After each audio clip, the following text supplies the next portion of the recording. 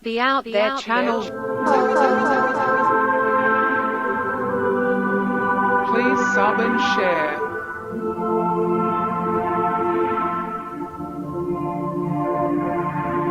Searching for the truth. UFOs, aliens, greys and ufology. Real images, real stories, real videos, real cases, researched and investigated by professionals in the field and cutting-edge discoveries.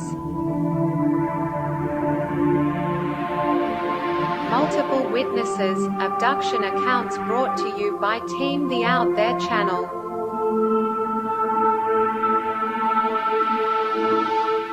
Good to be back. 5, 4, 3, 2, 1. Action.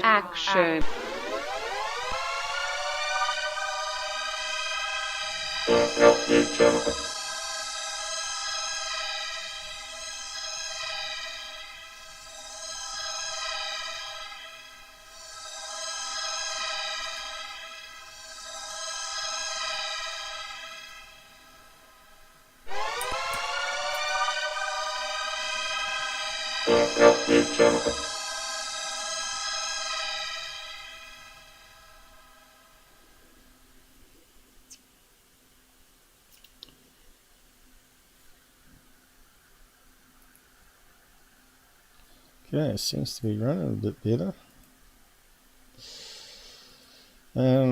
So far so good. So I've undervolted this machine. It does seem to be running a lot better. We've got lots of fans on it underneath and turbo. So, but it is still running warm, as you can see there. But it's looking a wee bit better at the moment. That's pretty good for minicam and several browser windows open. I find the browsers very consuming of resources, especially if you have tabs. So yeah, we'll see how it goes. I'm trying to find someone that will service it. The guy I contacted is, I'd give it probably 1 out of 10 in customer service so far. You know, when you email someone, you expect them to reply back pretty quickly, you know, and range what the transaction, right? So there is one that's about 5 minutes drive from here up the road. But yeah, it's just not communicated. I sent him the manual and links to how to open it up. If they can do it on YouTube in 10 minutes, then he should be able to do it. And so I wanted to drop in an extra 16 gig into the slot. I think my memory serves right that machines run better with 2 of the slots filled, because it can work out better latency on the RAM. But yeah, it's a bit hard keeping up with all the technology changes. You know, they're up to DDR5 now. And this one's using DD4 in it. So yeah, but yes, the paste has definitely got too old. So I've run in a thing called throttle stop. Did a lot of research, talked around, and yeah, it allows you to undervolt things and see what the maximum temperature is. So you can see already since I've booted it, it's hit the thermal at 95. So it's running hot, but it only peaked. So once it peaks, it slows down the CPU up here, which we're trying to avoid. Normally when people are gaming, they're on about 70%, and that's with the GPU on full throttle as well. So yeah, at the moment it's sort of behaving though.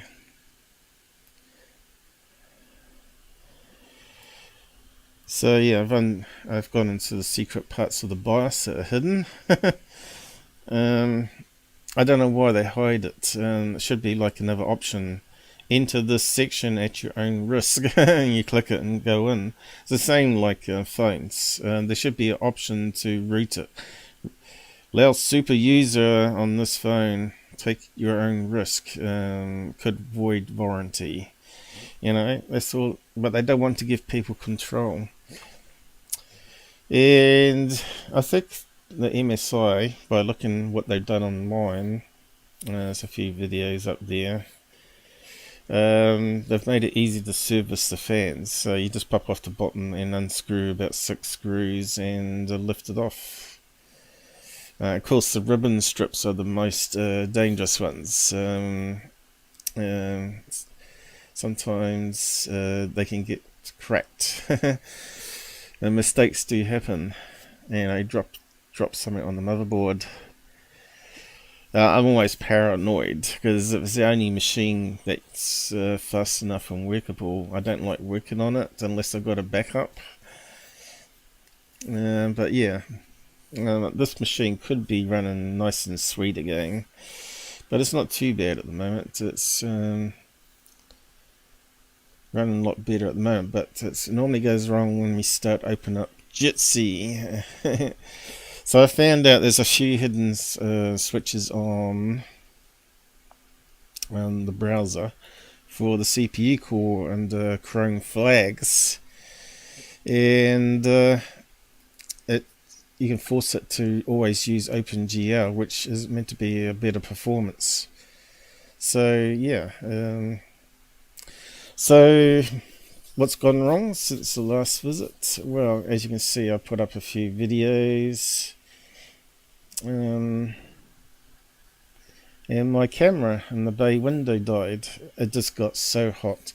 Yesterday I was working in there. It must have been over 30 degrees Celsius on the camera. They're designed to only go up to 55°C, and with these covers they got on them, there's no ventilation. I almost thought about pulling off. So my ghost cam one is now in the bay window, and the other one's in spare part bin. So I think it got cooked. I could smell some circuit burn smell. You know, it's got that like a capacitor when a capacitor blows on the circuit board. Those that know about electronics will know what I'm talking about. So yeah, better post up the side comments. So who we got here? I'm just so busy, guys. You'll be amazed. The stuff, all the technical stuff I have to do just to get it working. Of course, since I've got no cameras and I've decided to disable the EMF in the bedroom. Guess what happens last night? I go to bed late. What was it? About 3:30. And then I get disturbed by something. And the room's nice and dark again because the LEDs just create a wee bit of backlight. You know, it's a bit like having a kid lamp on, what do you call them, for the kids. So yeah, well, let's post up the side comments anyway. So we're going to talk about sex offenders, and they're not all aliens. Give some balance to what's been happening online. I tried to reach out to some lawyers for comment, and of course, you know what lawyers are like. Unless you pay their palms with silver and gold, they totally ignore you. So yeah, that's what happened. Unless they're going to get money out of it, then they ain't going to bother giving you 10 minutes time to answer some questions. Alright, there we go. Got those up. Where's pin? I can't see pin. Why is there no pin? Place, pin, message. Oh, they renamed it or something. What's that they have? They're always doing changes. Maybe they fixed the CPU hog as well, but it is running a lot better on the control panel. I think Google did something anyway. I was going to do a quick check on the videos, see if they played a bit better. And hopefully they're using the GPU now. And that's what well, that came up really quick, didn't it? We never got that happening before. So let's just have a look. The proof in, and have a look at the circuit board. That's pretty reasonable. And I want to disable all those LEDs that light up around the outside. Now, so yeah, when I switched over the camera, I decided to open up this one. You can see the SD card is there. I think that's it. Yeah, you slide in the SD card. But I was trying to figure out what cables go to the LEDs, and yeah, it was a lot easy once you know how. But like repairing laptops, I guess. But yeah, look how fast that starts up now. That connector there. So yeah, that little flag in Chrome.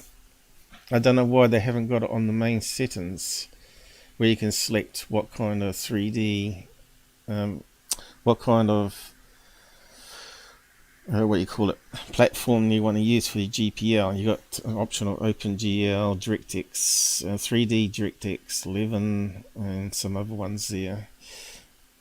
So yeah, that's pretty good. I like that. But we won't know until Jitsi's up and running, I guess.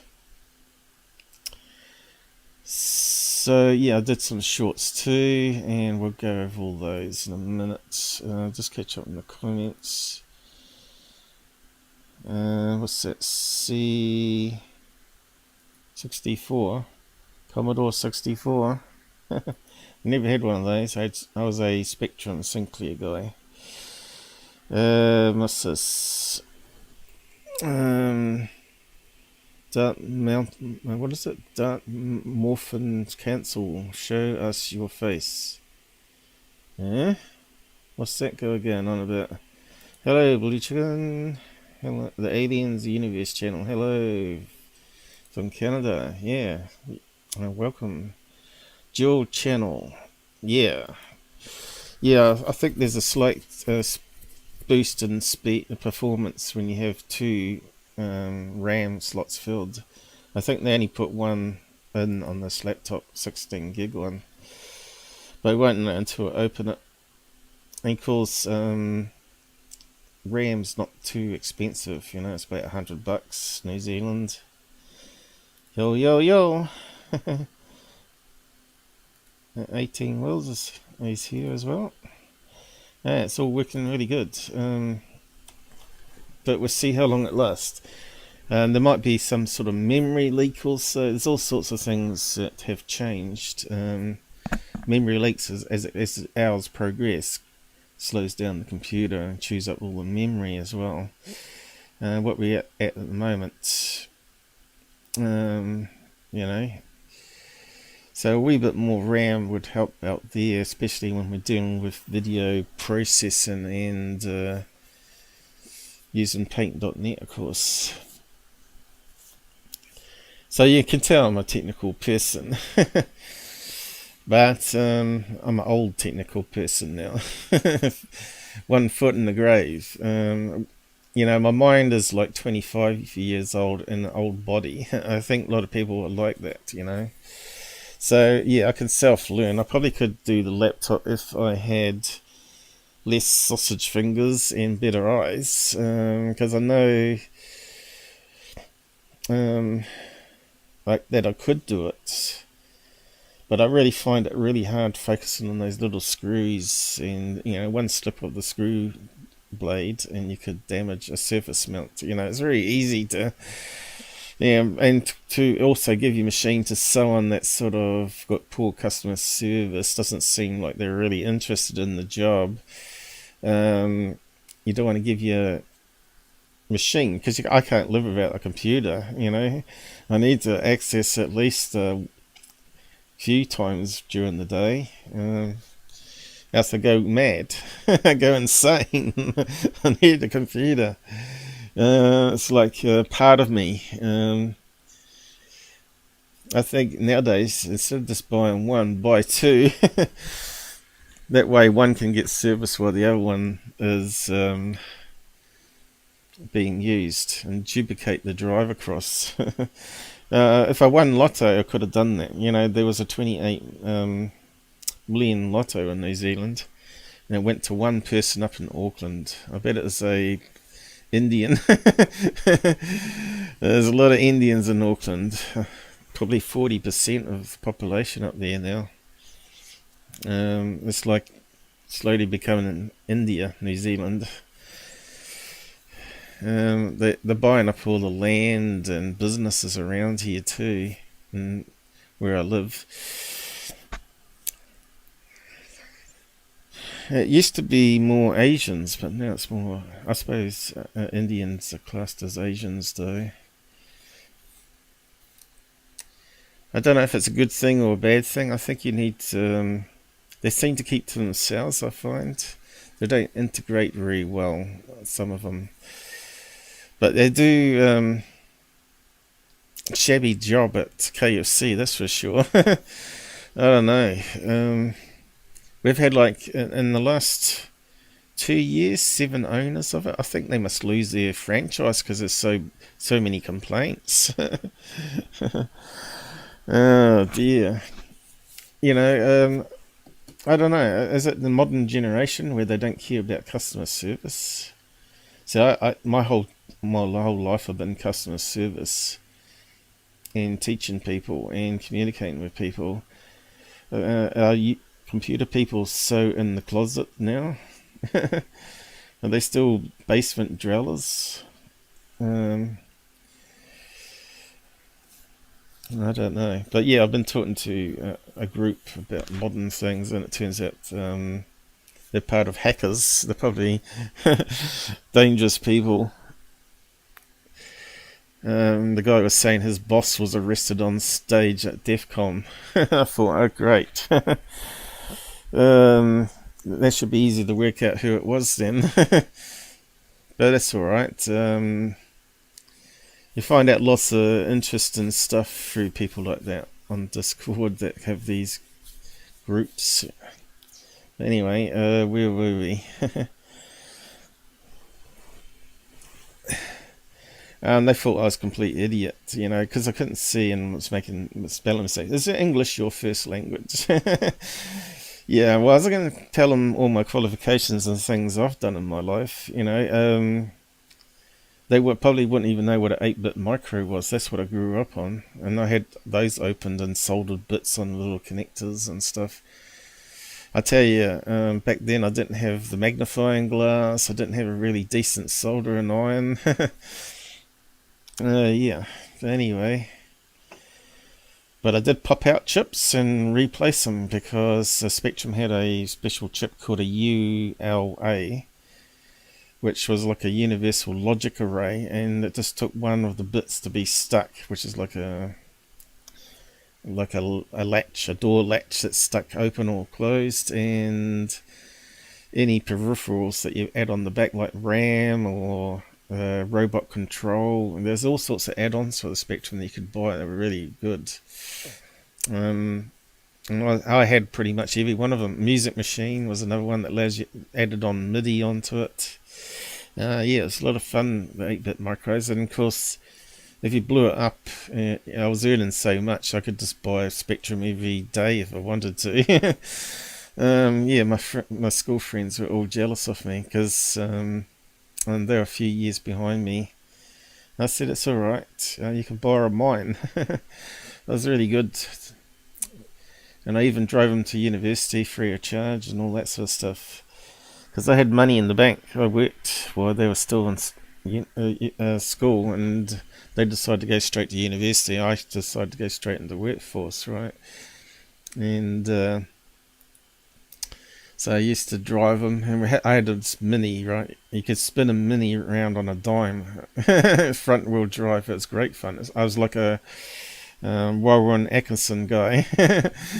Crazy as go around the corners and skid out, and you know, but a stupid woman crashed into the side of it. She didn't see us going past. and could have killed my friend, but lucky enough I was going fast enough where she clipped where the petrol thing was. Of course, it's such an old car that to get the replacement petrol on it, the gas tank, we're all from other cars that are rusted out. And of course we ended up with little bits of rust in the petrol, and we'd be going to university and the car would go boom boom boom boom boom boom, and I thought, oh no, we've got another blockage in the petrol flow. So I'd open up the lid and pull it apart, and because I've known how to do it so many times, pulled out the fuel pump, blew it out, connected it back on within like 10 minutes, and we're on the road again. The fun days. I tell you, university was a lot of fun. So, yeah, so I'm going to cover sex offenders. I need to bring up my research I was doing from Discord. I'll go over other things first, though. Not sure how long I've got here. But we've got about 3 hours anyway, so I might not do any side chats today because it'll slow us down. And I mean on voice, but you can be on the side chat and text. So where did I put it all in there? So I'll go over that in a minute. Discord was down there for a while. I couldn't read comments, I couldn't post. Went down for 20 minutes. So yeah, so one night, after we were talking about spider webs, I saw this thing on the ceiling that looked just like the video we were looking at. And so I converted some shorts straight on the phone because it was easier to film it. So here's the long version. And I'm not sure if you saw it or not, but we'll just go over it, and because it's long I'll just go full screen.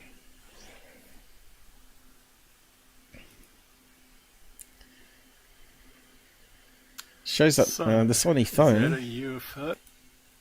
The Sony phone does a lot of good overexposure. The disco lights actually look quite good. So that's what I use for subtle lighting in the corner at night time. And at the moment I've got the big light on. And you can see how overexposed it is. But it looks kind of cool though. So look out for the UFO in it. Or the alien or the ghost or whatever. Floating around there. You see Yeah, it? so we're looking here. Or is Look at that there. angel here? Or a bit of spider web. That's funny, that should appear in my room. And You can't even see how it's attached to the ceiling. It's in a funny place too. It's not near the light fitting. It's very similar, doesn't it? It was like a foot away from the light fitting. Where's the spider that was attached to it? Probably in my bed. White I don't think I can see it today. New Zealand now. I didn't actually knock it off the ceiling because I'm going to see whether it would fall down or what. See if I can film it without the light on. Sony camera overexposes everything.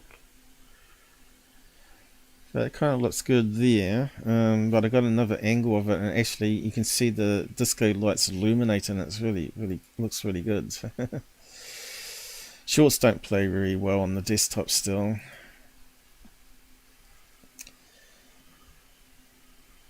How many likes did I get? 2. What is it, people? Hovering spider thread or UFO? So I did a angel digital hair? zoom here.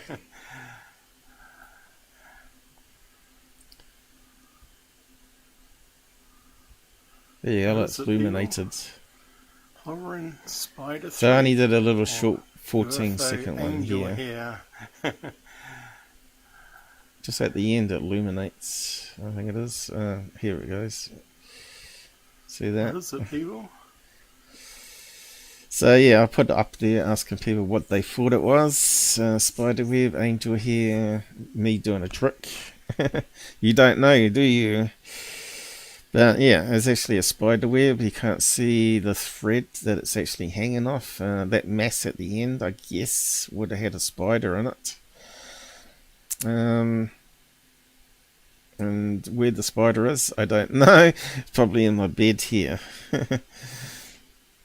So yeah, we're covering that last time. I wasn't feeling too well by the end of last live. So yeah, I wasn't thinking very clearly on doing that UTC. But we got there in the end. What was the other thing? Uploads. Yeah, my camera. That's the only thing there. You can watch that in your own time if you want to. If you've not seen it, give it a like. But yeah, you can see I can do electronics and know what I'm doing and fix things. But yeah, you need really good eyes and you need little tiny fingers, and it really helps. And this, especially now, I've seen guys on YouTube actually soldering service mounts to fix a motherboard. You know, that's dedication. You know. So we're looking at GABBER's one. All right, we were talking about bees in winter, right?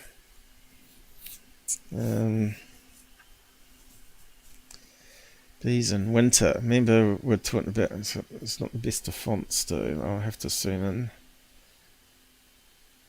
They're not using a really dark thing.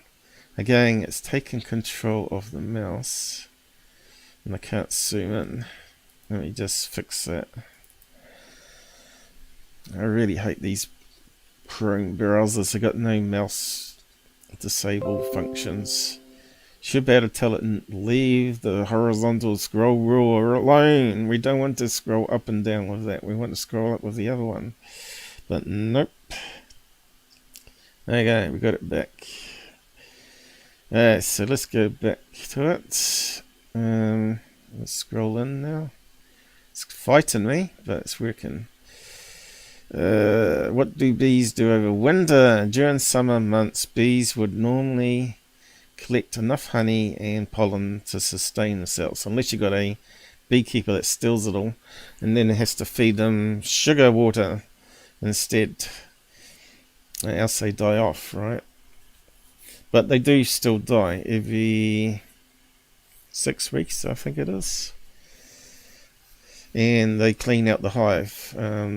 Instead of dropping it off at the front of the hive, some of them pick up the other bee and fly upwards and drop it elsewhere. But also, when they know they're going to die, they do fly out the hive, fly up to high altitude and simply die. And they blow with the wind or whatever, land on the ground, and some hedgehog comes along and eats it. Or a bird. Or ant if you're in another country. Bees collect more honey by adding sugar boxes to the hive. Beekeepers, I mean. It's extra. So Dad must collect quite a few tons of honey every year. Let's see. You must get about. He's got like 3 or 4 boxes. Each boxes must be about 40 kg, I'd say. So it gives you an idea per year. And he had like 30 hives. He had so much tubs of honey, it was crazy.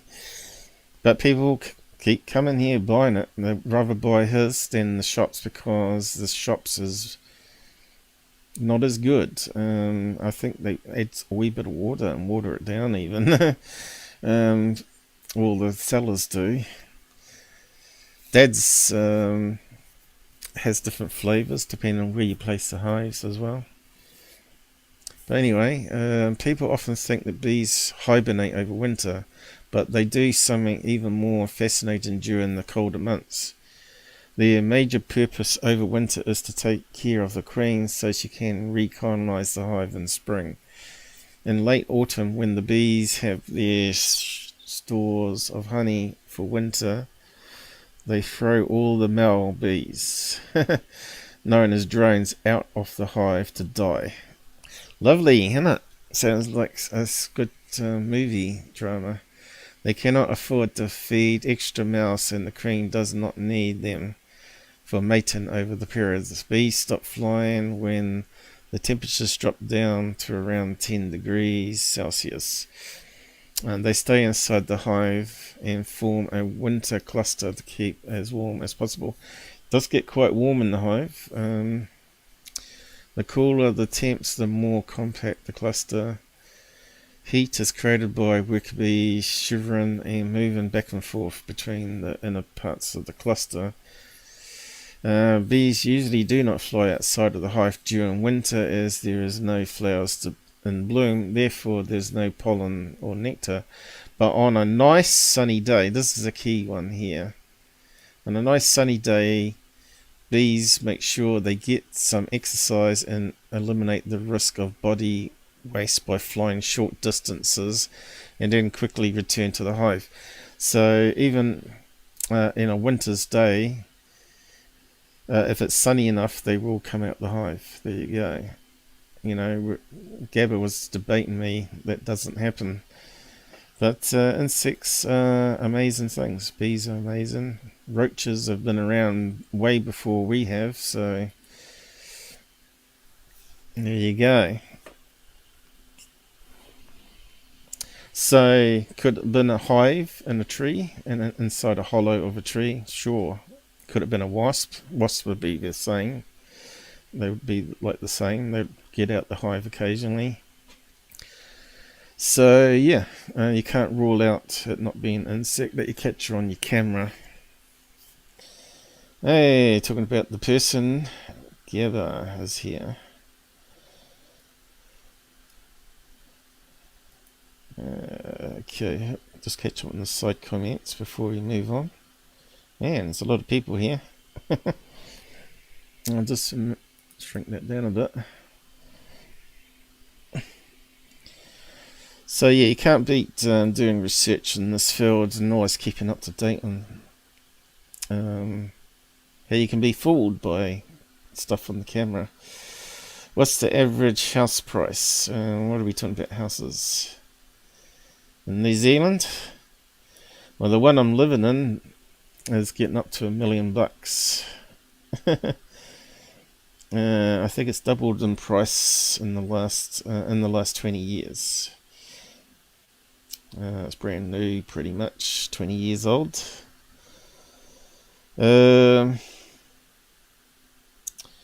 Generation X Music Channel, the Alien Universe Channel. Yeah. Blue Chicken, my first computer back in 1994. Yep. Let's see, when was mine? Well, earlier than that. I hate to think how to work it all out now. Yeah, Generation X. Generation X. Remember how you could change the color of the screen on both C64 and 128. Yeah, the Amiga was the one a lot of people were raving about because we had some idiot, I can't remember what his name was, he was claiming it was like as good as the Pet Shop Boys music computer with Fairlight for making music. It's like the early stages of sampling, right? Yeah, you had limited sampling back then. So where is Gabber? Gaming is what he's always doing, isn't it? And I forgot to get a drink too, so I might have to pop away and grab one. Blue Chicken, me too. Okay, anything here? If you want a question to me, just make sure to tag me. It will show up orange on my screen. Shame, I wish I still had mine. Yeah, I wish I kept all my stuff now. Especially the old Casio MIDI keyboard, that was really great. But you can do it all on computer now. but you need a decent computer like I've got here, with lots of RAM and speed. Gabber, where's Gabber? Where is he? There he is, snuck between all the big comments. Hello. Yeah, I probably might not open up the side chat and maybe leave it to the end a wee bit, because I just don't know if the computer's going to go bad. But since I've got lots of fans on it, it hasn't been throttling too bad. You can see it throttled a wee bit now. But once it gets down to that 38 megahertz less speed, we start to notice it with audio corruption. I think once we get it repasted, we'll be in business. So we got to verifying that, looking at his video here, and I said I don't think it's a plane, just looking at it. It's got no signs of a little faint blinking. And it's too perfectly circular as well to be just like a far away distant light source that gets scattered, right? You got the curvature happening here. So I don't think it is even a satellite. I don't think that curvature, again, it has to be something closer to the camera than further out in space in this case. And that's just my expert opinion about this video here. I'll just play some of it again. January. Okay, that's where we got left off last time. Helps if we have it on higher quality though, doesn't it? But 720, it should be able to be readable, but it wasn't. We'll pump it up. You can see it's running a lot better since I found that little flag from the hacker. The hacker guy recommended it. He said, I'll just go and do this and give it a try. And yeah, it's already running better. I think it was called Backend, Graphics Backend. But yeah, maybe I should have posted about it in the utilities room where I've been posting things. So let's just roll this back. Sydney to UTC. Oh, we've gone into a nightclub now. Nightclub. Okay, where's UFO gone?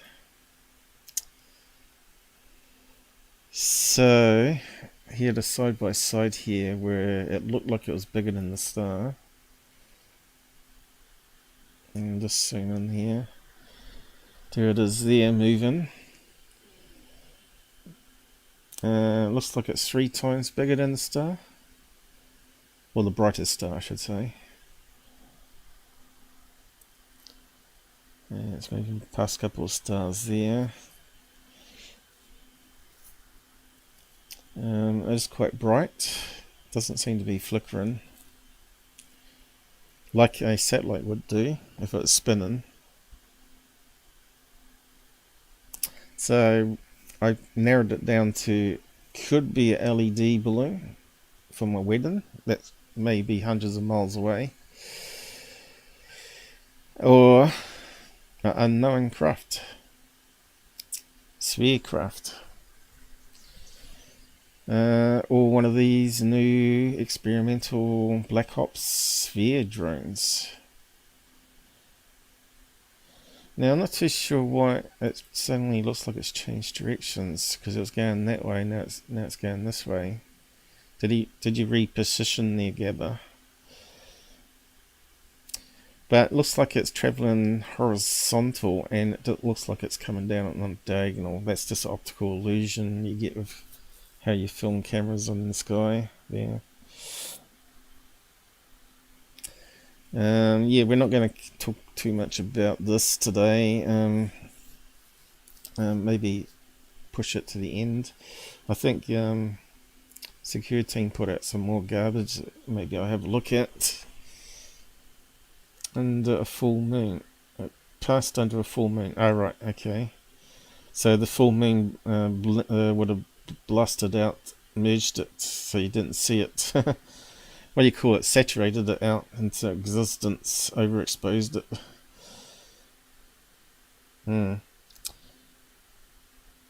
It didn't dim. So that means it's got to be not in space, it's got to be in the atmosphere, right? Going by that. So I reached out to Mick West on this one too. I said, look, can you give us help on this and rule out it being a debris or satellite? And he replied back saying it was a too hard basket. Too complex, he said. You'd have to spend a lot of time on it. And I said, well, it's a shame because it really helped me out if you could give you insight on it, because I'd like to hear what he had to say on it. But we're not going to get that bollocks of it. He's not interested. But if it was a History Channel or one of those TV shows, proof is out there, offering him some money, I bet he would.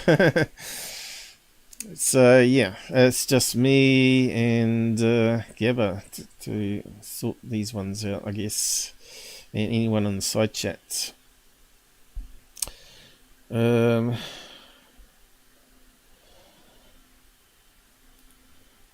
even Mick West. Well, he didn't want to attempt it. I think he's a bit scared to come back with unknown, but MUFON would probably look at it. Might be worth submitting it, Gabber, to MUFON and ask them for them to do opinion on it. You never know, you might even get it featured in their magazine if they can't debunk it. So yeah, it might be worth just spending the time submitting it to MUFON. Don't send them the YouTube video, because that's straight away you get blocked as a what do you call it, troll or whatever. What you do is send them a clip from the original footage, so you have more that you can upload to G Drive if they want it, and go from there. So I would do that, you know.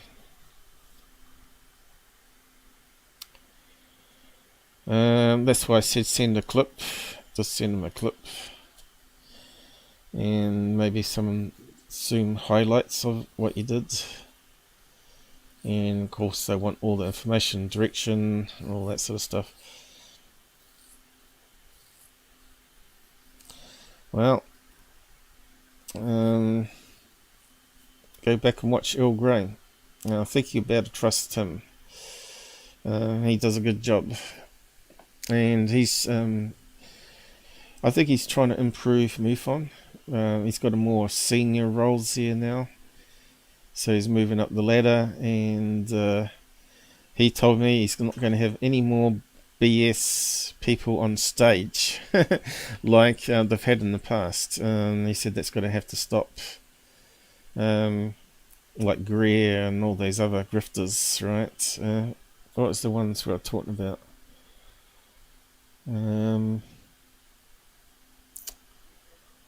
Just can't think of who the person was now. But anyway, they're going to be a bit more careful. So yeah, if he can change that, that would be good. I think in the end he could make MUFON look good again. But he is getting up there in age now. So yeah, we're looking at this one here. I was just trying to find the close-ups. Where are the close-ups? There was a close-up here somewhere. There. Yeah, so see how I guess that's unfiltered and unenhanced.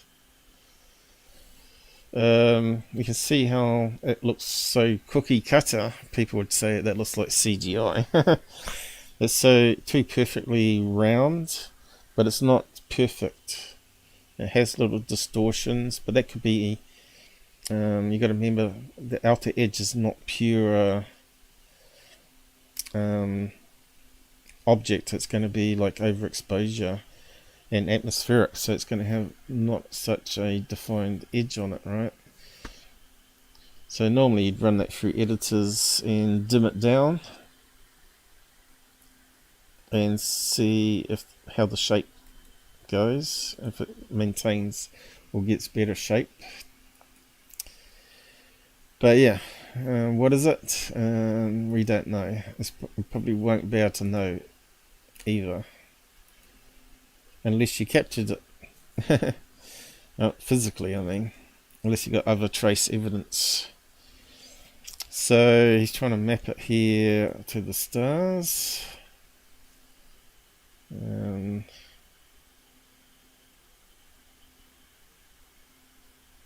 What's that circle? Is that where the object was? So this is where you could overlay it on the star map, and that gives you a better idea, I think, if you can scale it right. Scaling's the whole problem, right? Because I find sometimes the online maps don't quite line up with the stars on a captured screen. So I'm not too sure why that is. Maybe errors or approximations in the maths. So they need to move that tree over there. Okay, let's see what we got going on here.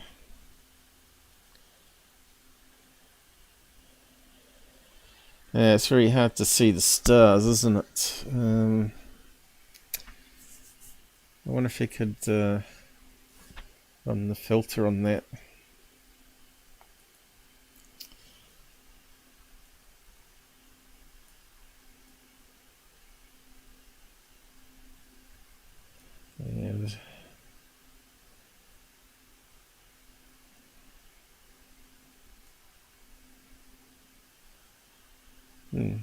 That's interesting. It's got some strange lines appearing there. I wonder what that is. Rolling shutter?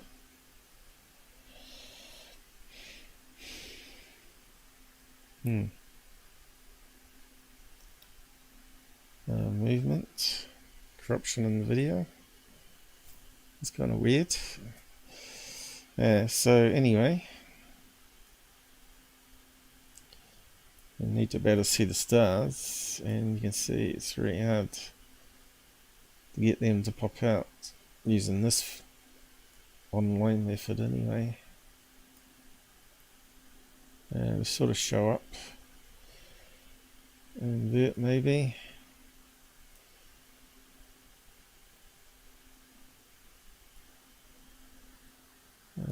That's interesting. Funny colour there.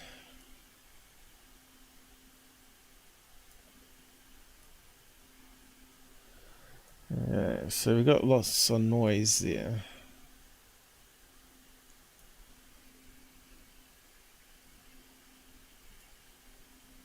Yeah, it's a bit hard. It looks a bit better though. I don't think I'm a green fan. I'm not a fan of green. I'm more of a blue man. Yeah, it doesn't seem to be anything we can really do to get it pop.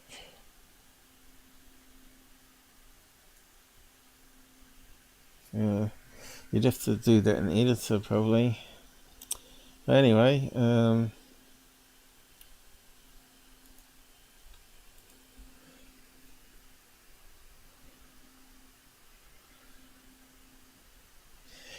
yeah, I don't think you're gonna. I don't think this is going to be a satellite. It's not a plane, but it could be a drone, balloon, or unknown.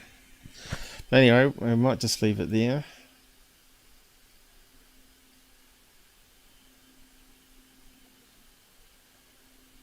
Just reset that again.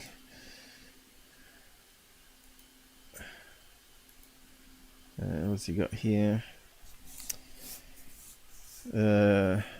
Looking straight up like a fisheye view. Trees.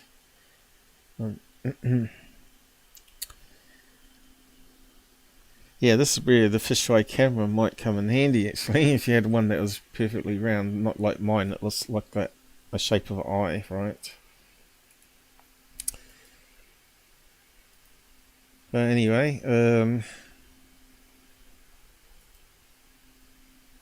There we go, we got some enhancements of it.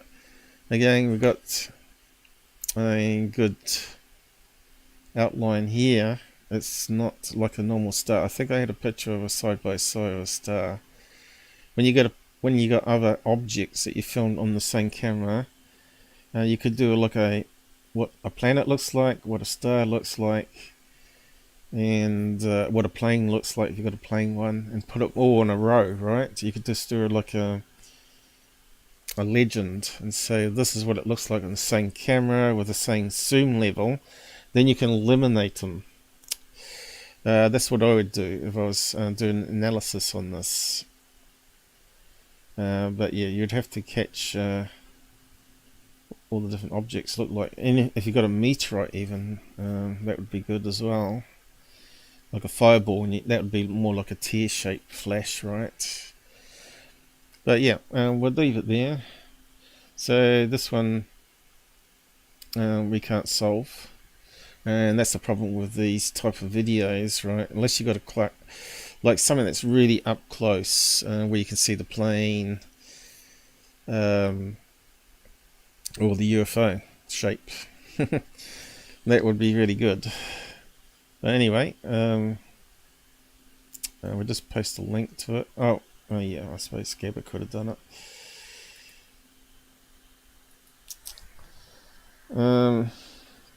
Orb.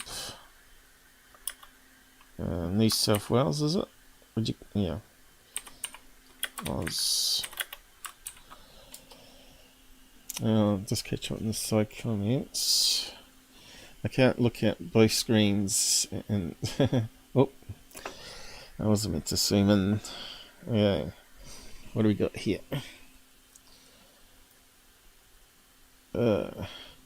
Yeah, try not to overdo the comments like you did last time, GABBER. It took me 40 minutes to clean it up the last time. You know, if I'm focused over here, I'm not going to be focused on the comments, so you just got to give me time to look at the comments. But yeah, where did we get to?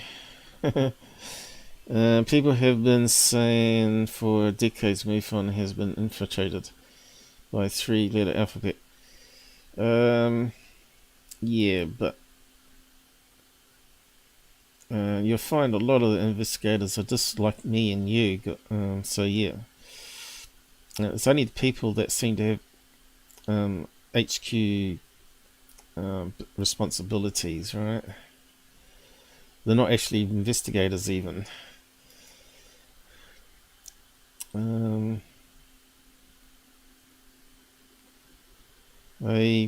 paused it frame by frame. Yep.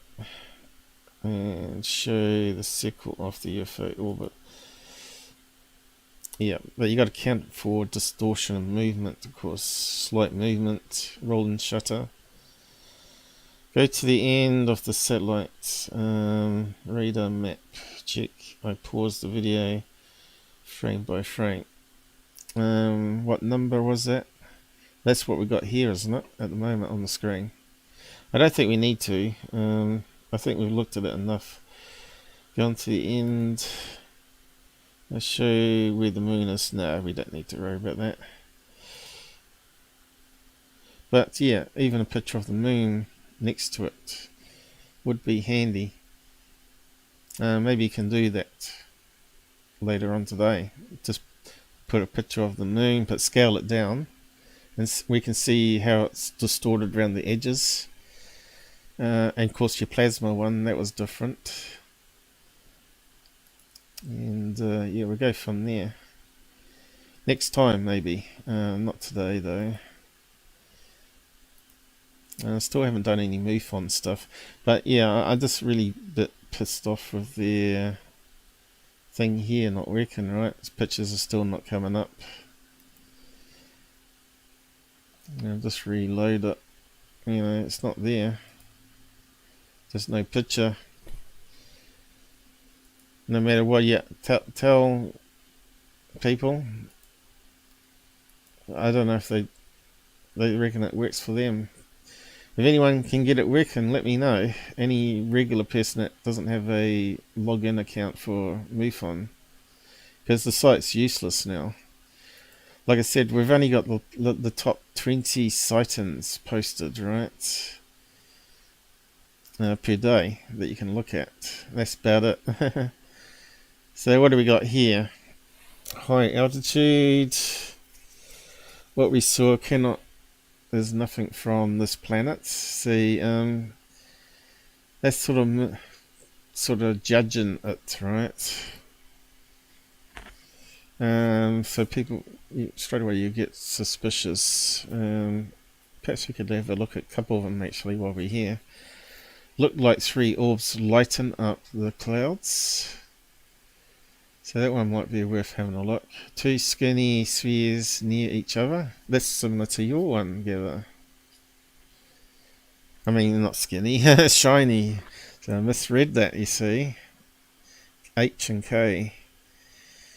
Yeah, let me know if the audio ever goes crazy, because I'm not monitoring it. I think it's all running heaps better. It's running at 12% CPU at the moment. It's just crazy. Looks like all my recent tweaks may have done something. Source of light at night, mountain, metallic cube rotating on all axis. We know there's Mylar balloons that are metallic and do look like cubes, and they do rotate in the wind. Cigar-shaped object in the sky. And we got another one. Same day. Same place. Is it the same person? Is the question. Probably is. Rotating metal sphere. Okay, so we need to look at the images, don't we? So let's go back up the top. Just go quickly through it here. High altitude. What we got here? JPEG. Open up a new tab.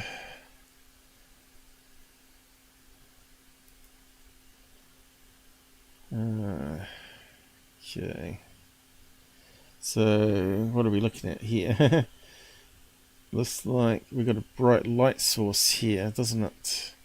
Again, what can you do with that? Looks like it's not even in focus.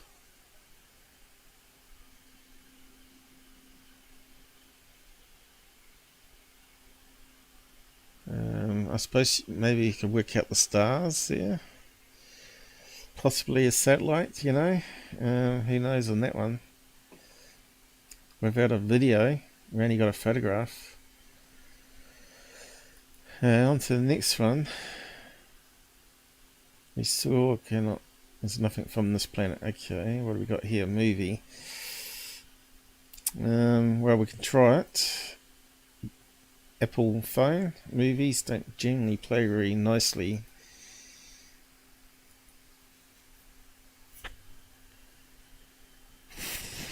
And especially the browser. Oh, crashed out. Yeah, that's going to be a problem, isn't it? So we have to right click and save it. That one.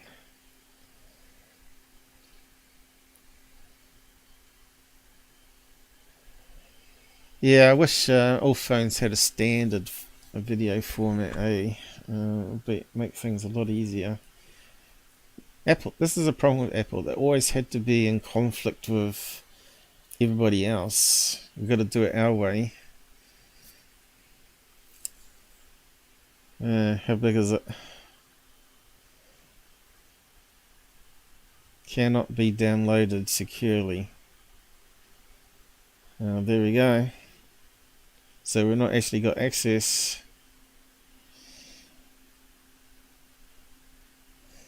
That might be a new update problem though, is it? I'm not sure.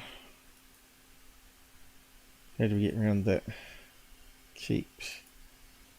It's got to be a new thing that's added to the browser. I wonder how we can disable that then. That's stupid. There's always problems. Okay, open. Here we go.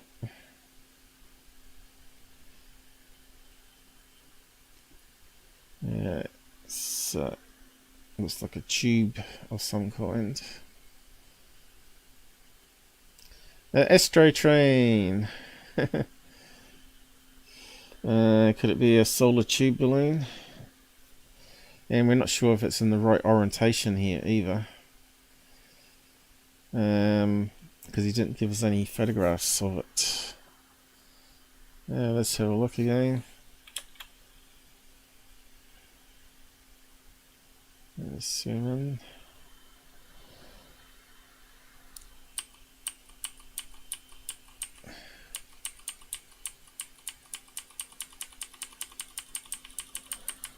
That one is interesting.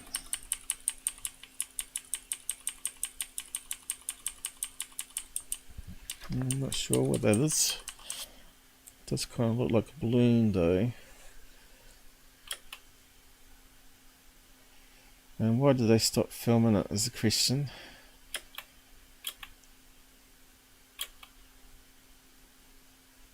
Yeah, I wouldn't keep on going frames. There's a problem with movie files.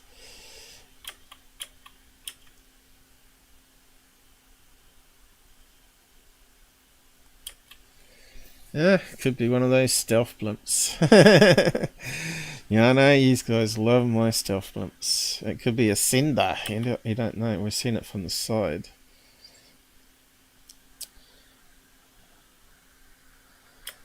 And what happened there? It seemed to go like it was half fading away. Let's just... It might be the edge of the film though. Was it? Because we can't see it because it's black. Okay, let's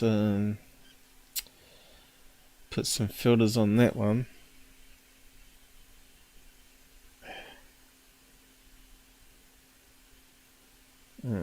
If I get to it. Alright. I've only got one eye today. Well, one eye until they operate. Okay, now we can see what's going on. Close. Where's close? There. Okay, we can see what it's going to do now. So we can see a star. What happened there? Why did it change? Get rid of my filter. Bit suspect then.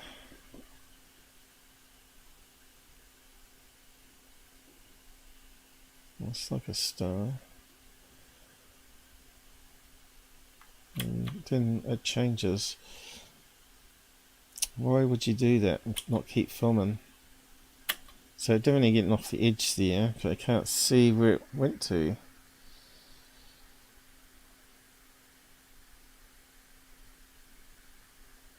So could it be simply a kite? Someone's flying a kite tube on a tube balloon on a fishing line with helium in. It's another possibility. There's just no information there. So what else can we do here? Saturation. No, something changed there.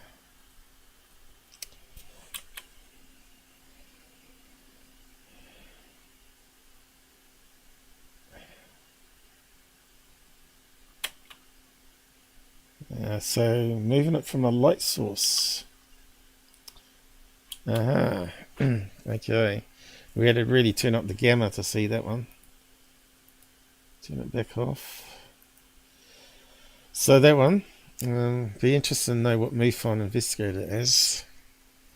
But as you can see, they never tell us. They need a column here, say under investigation or solved, and then have a classification code.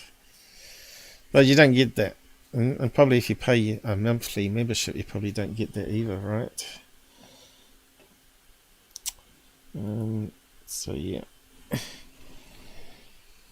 You need to pay for MUFON news. Yeah. So looks like we've got access to at least 20 of them anyway. There's something. But UFO Stalker is rubbish now. Let's see, we won't look at too many, but shining spheres. I suppose we better download that one. It's an MP4 though. Save link.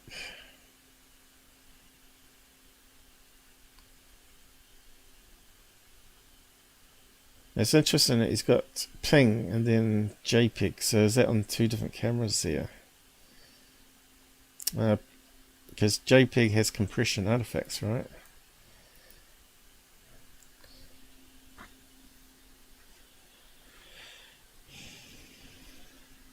And now I have to do this all the time till I figure out how to undo that one. It'll be a flag probably. Another damn flag. Added security. You're too stupid. You can't download it. Fine. Yeah, please. Oh, there. Something there. Oh, I need to place that. Oh, hold on, Film there it portrait. was. I got a whole load of blue and This in is like there one is a eye. circle. One eye I vision. just don't know if it's still there. Well, we'll stop in there. You can keep your video at ready. Yeah, What? it's somewhere. Oh, we're meant to be looking I saw at. it fly past the seagulls, and I think I've got that on camera. Did you? What a useless video. Hold on a minute, I just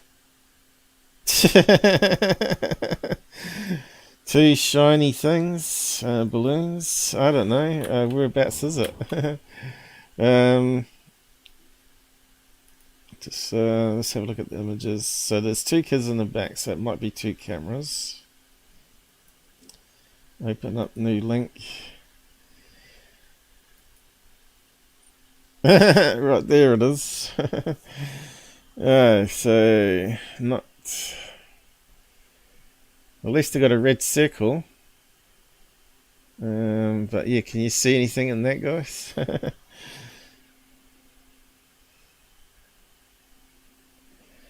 Yeah, that's what you call a waste of time.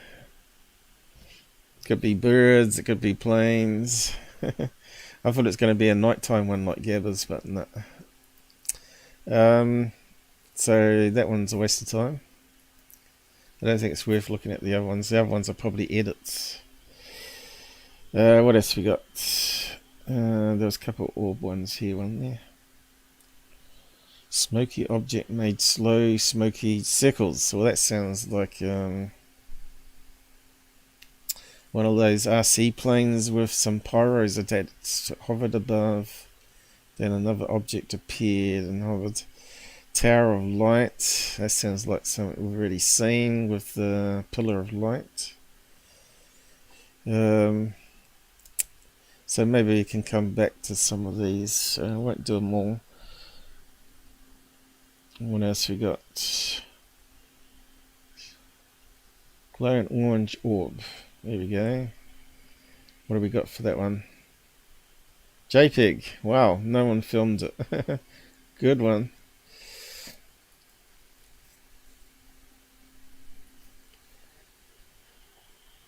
And compare that to Gabber's. It's garbage, isn't it? Looks like the lens has got a smudge on it or something. They haven't got it in focus. But yeah, what can you do with that one? Good luck for MUFON that has to investigate that one. I suppose they could bring up star maps and see if there's anything in the sky then. Could be a distant plane with the red light flash, right? What else we got? This is what's the problem with MUFON. It's so much garbage. 3 bright white lights. Okay, let's have a look at this one, because we know there's kites now that have the LEDs in the corner. UFO Mojave Desert. Save link as. Here we go for time. It's amazing how time flies when you're doing this stuff. Yeah,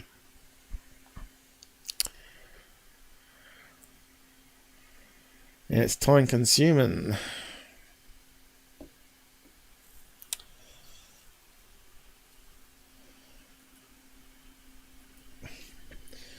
I suppose it's only a minor inconvenience.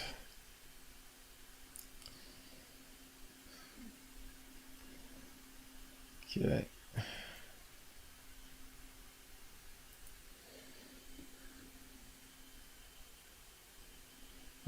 Looks like we're seeing that on UFO channels. Great stuff. That's not 18 wells, is it? Trucking. Yeah, so we're filming through a window. So we can't rule out reflection. Does it get better? Didn't secure team have this one up? Maybe someone had. Was it third phase?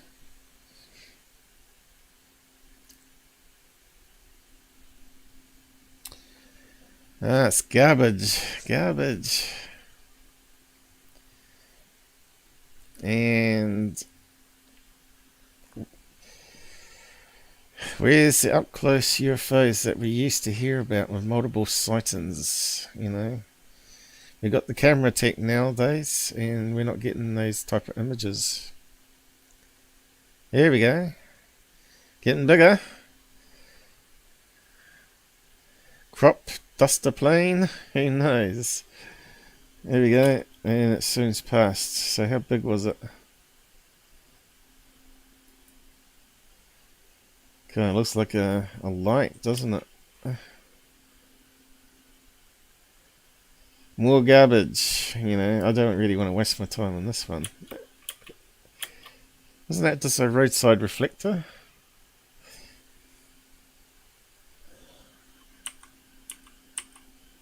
Has to be. Maybe that's not what he's filming. I don't know.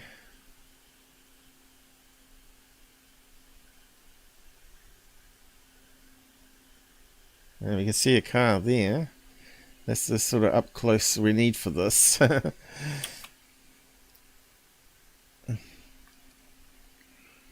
must be that little dot there. It's amazing what people send in then. Could be anything. That's just garbage. What do you think of that one, Gabber? You wouldn't even put that up on your channel, surely. That's just garbage. It's probably a drone. Could be anything. Kite. Okay. You can see why MUFON go insane. Okay, let's have a look at this metallic cube. What have we got? Movie. Damn, too movie. Save it. And then we'll move on.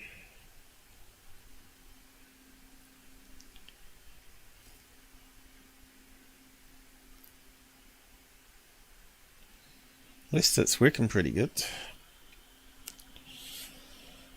CPU still under 20%.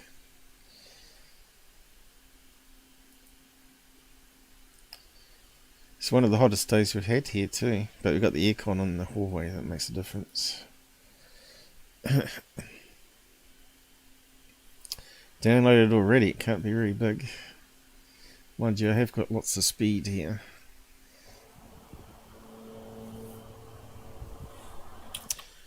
No one's chatting on the side. Are we still live? Has it crashed? Better check. Alright, still reckons it's live. Okay. I can't believe how well it's running at the moment. Maybe I have managed to tame it. But I will still see about trying to get it serviced and all that. I think. But I'm not sure if I can do away on my laptop.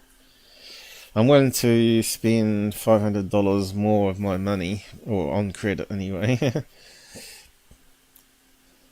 So what are we looking at here? Silver cube. What's happened? Holy shit. I got some swearing. Can you see it? Dropping white, something white out of it. Oh no, it's not even focus. Oh my god, what a terrible video. Alright, let's see if we can zoom in, see something.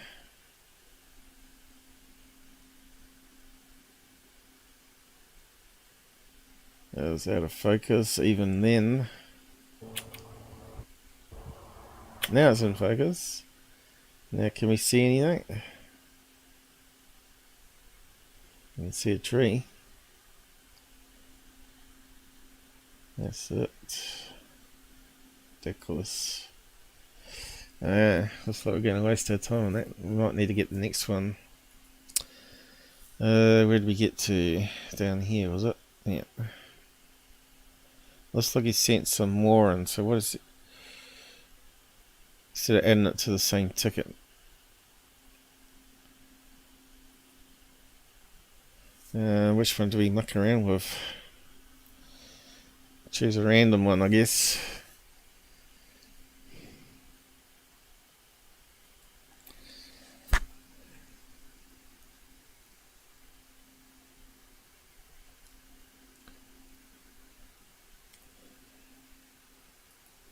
It's a wee bit talking to yourself when you're doing this. It's always good to have someone on the side, I guess. I suppose we could probably risk doing a side chat at some stage anyway.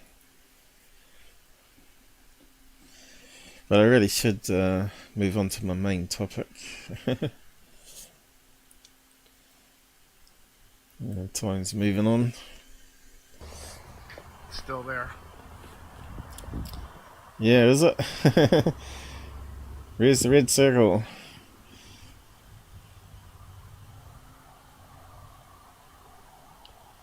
Well, if you can see some, your eyes obviously can see better than the camera can. Let's see if we can pin it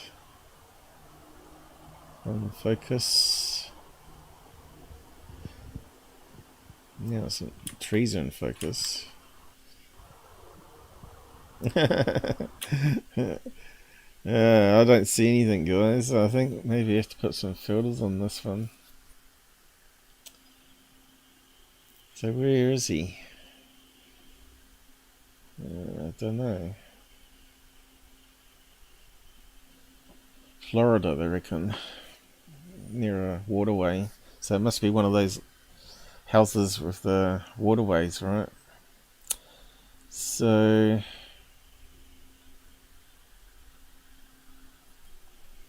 let's try that.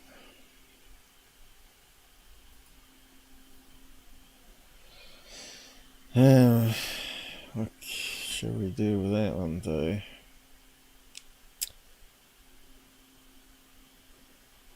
Can we invert it?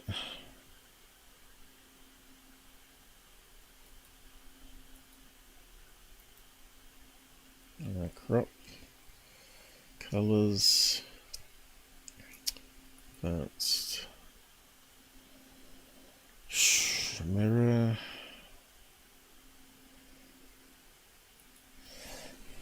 Okay, let's try the brightness down.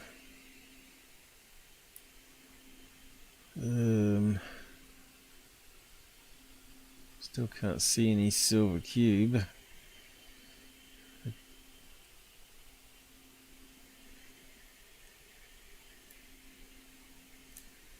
Contrast brightness up.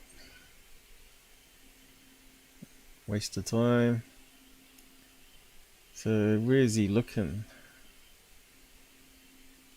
Nah, still there. Do we try one more? Yeah, the second one here, where he's actually got quite a few. Try one more, and that's it. Not wasting time on it. Poor MUFON guy that has to look at that.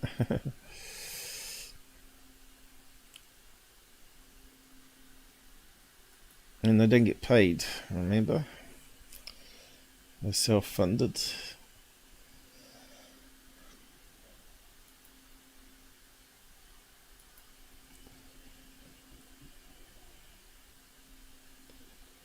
I don't think even security would even put something like that up, huh? But you never know. You'd have to really enhance it in the editor somehow.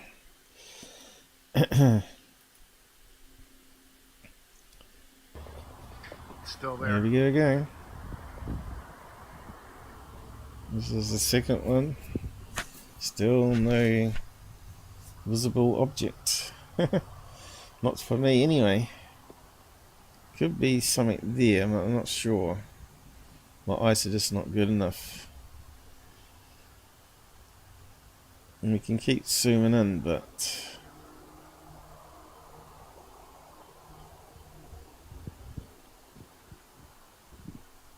it's not helping.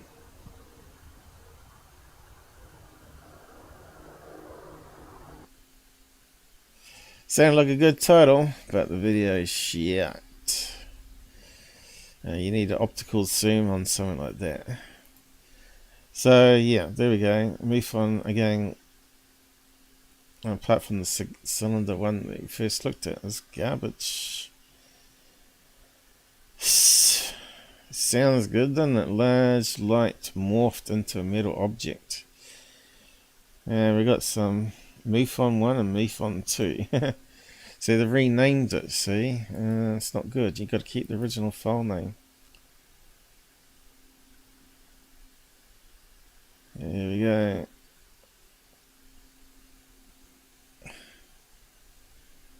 And that's out of focus. Garbage. Oop. What's that come up? Vodafone. Trying to sell me something. Okay. Thought it was important. Alright, so that one's garbage. Do we waste the time on the second one?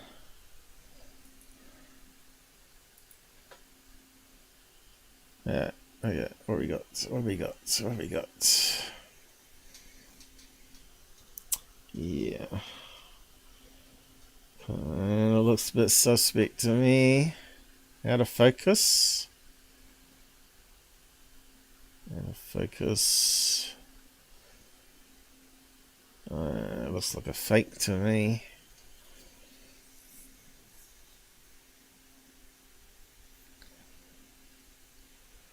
Like someone's added it. You'd have to run it through processing. Is it a JPEG? It was, wasn't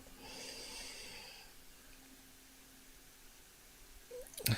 It's either a balloon, isn't it? Because the bright light from it that he was getting, or it's someone having a bit of a game. MUFON get quite a few pranks sent into them, just to see if they get fooled by it, right? Anyway, move on to the main topic. Come back if we need to. I know secure team has put up something, and I think there's a lot of garbage on third phase. Let me see what he's got here. Might do it at the end.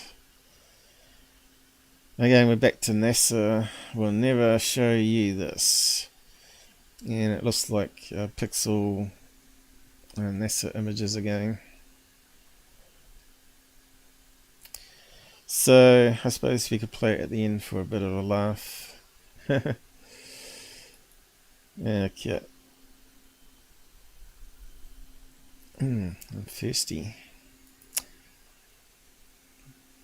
Oh, that one. I got all these ones open. No, thought I did close them.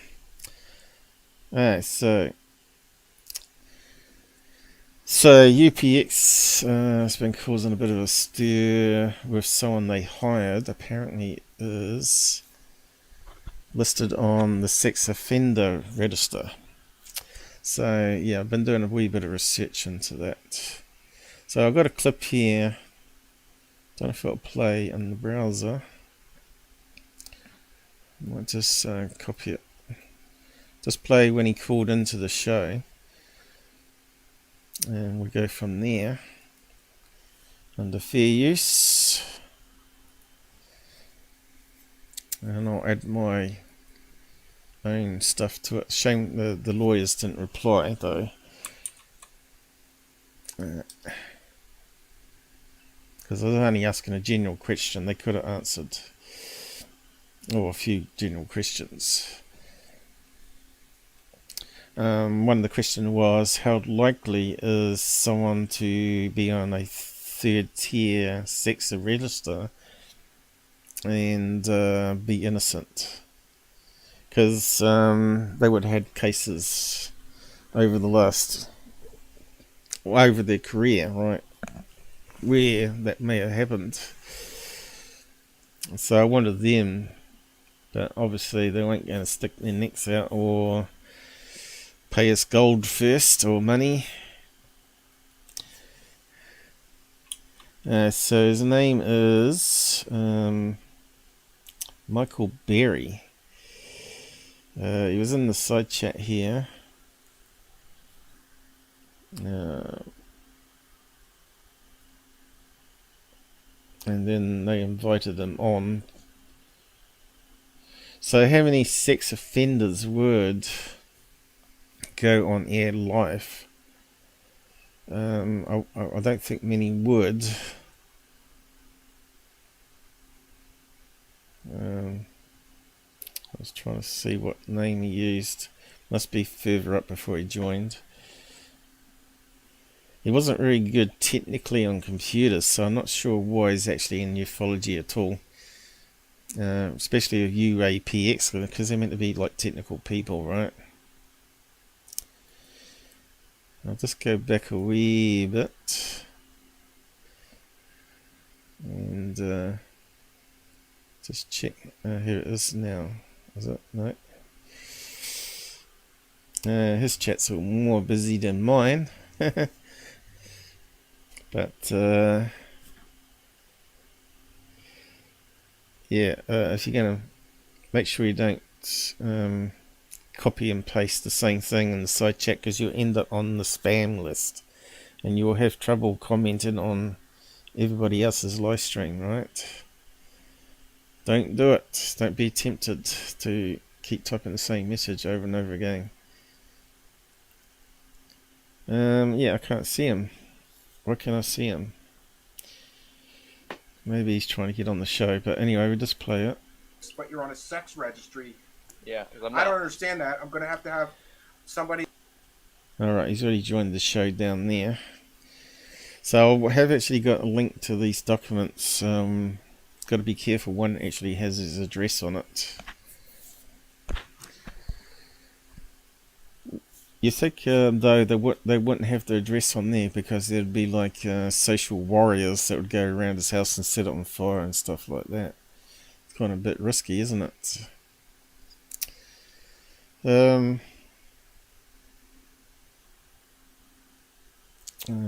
So yeah, just carry on from there. I In think. the police Yeah. office explain I'll see this if I to can me get the in volume up a Missouri, bit. because where I come from, yeah. you don't get there until you are convicted.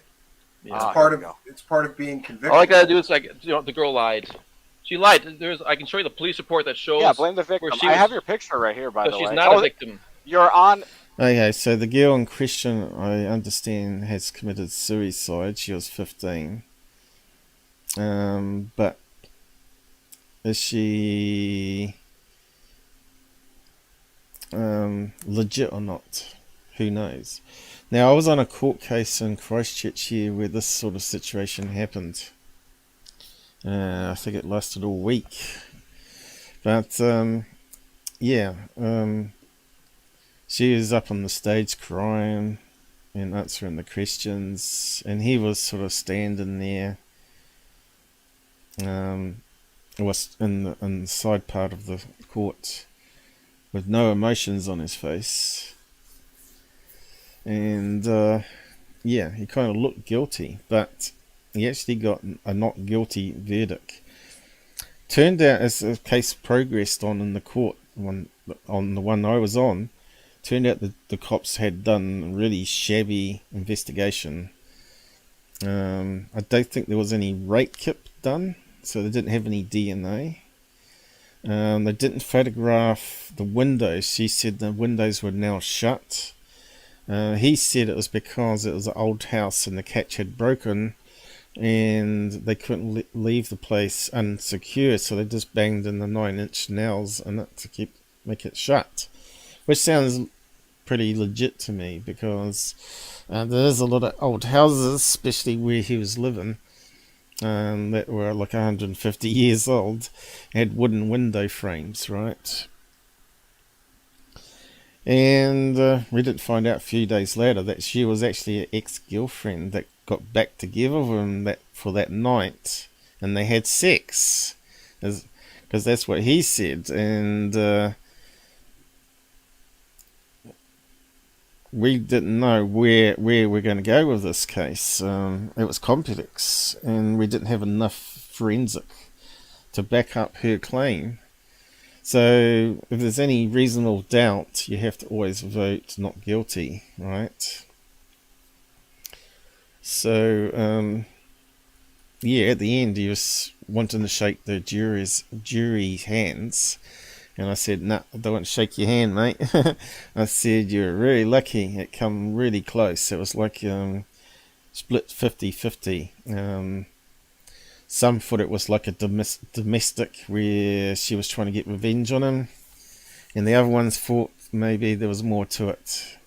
But because we didn't have enough evidence, and we had to rule in his favour, and apparently he had some other court cases that the judge refused to allow to be read out. So whether he had some other past domestic abuses, I don't know. But yeah, the judge seemed to be happy with the verdict, right? Because he knew it was a sloppy investigation. So whether that happened here, I don't know. But he's saying here there was no rape kit done and all that.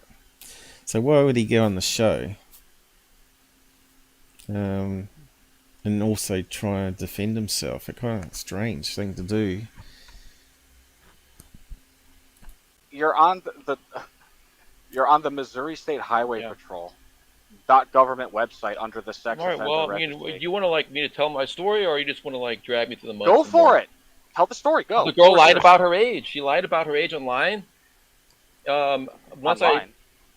Yeah, she was on. Now, I've been in that situation where I've been on date sites and that exactly happened. Girls do lie. And, of course, I never met up with her. I figured it out. You know, you ask enough questions, you can sort of narrow it down eventually that something's not right. You know, you ain't going to waste your time meeting someone. Turns out it's a bloody undercover cop. But, yeah, when it's an 18 plus website, you expect people to be verified somehow. Driver's license or something, you know. On a dating website where you had to be 18 to join, and she told me over text that she was 18. And I went to the police because she wouldn't leave me alone. She was stalking me. So the question is, did he actually meet up with her and have sex?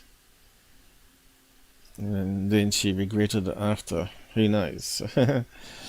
But yeah, you hear these stories all the time. It's really hard to know. That's why I just find it hilarious that everyone's trying to have opinion on this guy, and yet we don't really understand all the facts of the case, right? And is there any other crimes? Is there actually any database of him being on a crime database? And I haven't seen any on the shows. Me threatening suicide if I didn't talk to her. She called me from 5 different phone numbers. I blocked all of them. And why the police arrest you? Because she said I had sex with her. And Bottom line. You No. didn't? No. This guy's. Okay, well, listen to this. She said that I had sex with her in public in broad daylight in front of a YMCA in a parking lot. Parked right in front of the front door of a YMCA. Oh, hang on. I think there's more files on this site here on the Missouri Highway Patrol. Well, if that was the case, you think there'd be a lot of security cameras around and could back up the claim.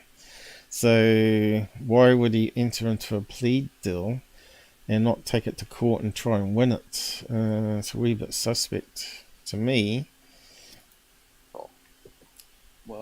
Well, you can work on that, Joe. And in the meantime, Mike, you can explain to me then. So you're saying that this girl was just crazy or something, lied to you about her age. Why would you get convicted if you could show texts where she told you she was 18?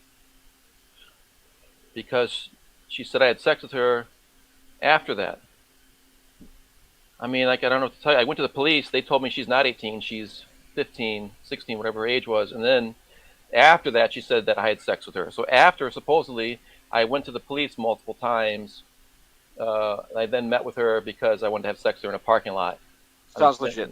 Sounds legit. You absolute scumbag. So they didn't have any evidence in the form of a rape kit? Is that what you're telling me? There's no rape kit? No, there is no rape kit. No. See, that's a problem, isn't it? No. It was just her word against mine. That's it. So, what he could do is bring all the evidence that supports what he's saying here, right? There must be documentation that backs up what he's saying. But until that happens, he's going to be classed what he is on the sex register, right? Okay. Well, you got 2 convictions. Well, this is only just a slight thing. I'm just going to go through lots of other cases that I found online, Blue Chicken. But if you don't like it, you don't like it. But it is in ufology, and you just don't know who you're associating with. That is a criminal fraud. Well, we know who the frauds are.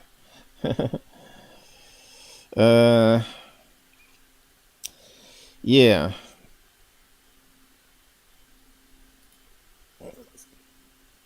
Is that not working anymore? Oh, yes, it is.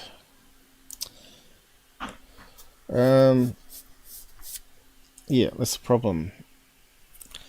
If you're working with someone that's on the sex register, you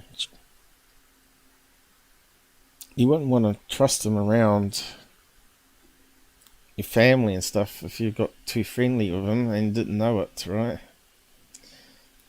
You got rape and sodomy for her word against yours. Yeah, right there in this parking lot in front of YMCA. It's a weird detail. She said all this stuff happened in my car in a parking lot in front of a YMCA in broad daylight with people coming in and out of the front door. So you're saying that this woman lied about her age and she lied about any sex that happened? So he should be able to prove where he was in that particular time of day. Maybe have a witness or whatever. Maybe that's another benefit, having cameras around your house that film you, prove that you were home that day or whatever around that time. You didn't have consensual sex then? No. You had no sex? No sex. No. You didn't penetrate her either vaginally No, of course or not. anally? No. Why would I? No. Why would I go to the police and then pick this girl up to have sex with her after I'd gone to the police? Well, I mean, You drunk, dude? Did you have a lawyer in the case, or? Why are you asking me if I'm drunk? Because you sound like you're 2 Xanaxes too deep right now. No. Well, to be honest with you, Mike, until I can go and get the actual court transcripts, and none of this is fair. None of this is fair. You're dragging me through the mud. I don't have time. We're dragging you through the mud. This is public information that we have here. It's not. It's public information. I just want to be able to go live my life like every other human being. This is such BS. I'm looking for a police report to send you right now, scrambling to try to find this stuff. It's not fair. Well, some people might say it wasn't fair to the victims. There was no victim. Well, not according to legal records, there was a victim. The Missouri State Highway Patrol.gov website, there's a victim. Your faith in the legal system is touching. You think prosecutors are such... God. Do you really believe that they're just going to convict you with no evidence? Just her. See, it's a shame we didn't go on camera, because when you watch someone, body language, that sort of adds more to what they're saying, doesn't it? Word against yours. That's it. There That's was how no it works. evidence. That's what you're saying. That's how it works. That's how it works. One person's word against another. I was in her You're presence. Right. I was in her presence. I was with her. You know who has the story? Honestly, though, to get Michael. So he's saying there that he was with her.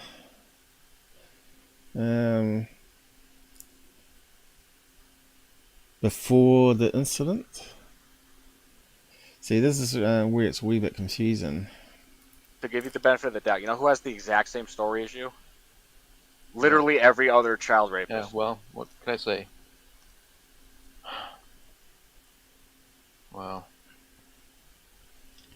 Well, yeah, I mean, I guess we're at an impasse until I can get the court transcripts and. There are no court transcripts. We never went to trial. You never went to trial. No, never went. What, you think? You think it went to trial? You think I'm lying? No, he could be correct. He could have taken a plea deal. Of course, he could have taken a plea deal, and where are the court records then? Okay. You didn't plead. Well, what did you plead guilty of? Like, what did you plead guilty of? There's no plea deal without a guilty. Yeah, well, plea. what you just saw on that list: rape and sodomy. So you pled guilty to rape and sodomy. You stood and did an allocution. What was the alternative? Yeah. Do you know what an allocution is? Just for the benefit of my audience. No. An allocution is a part of a plea deal. If you agree to plead guilty, you have to stand up in court I know you and do an allocution and Okay, admit what you did. So you stood up in court and said, I raped and sodomized I had this to. girl. They told me I was going to go to prison if I didn't. Yeah, you did an allocution. You stood up in court in front of a judge and said, I raped this 15-year-old girl, I sodomized this 15-year-old girl. But we're all supposed to believe that it was all set up. So if it was you, wouldn't you take a chance of going to court, I suppose, and then instead of admitting to it? You know what I mean?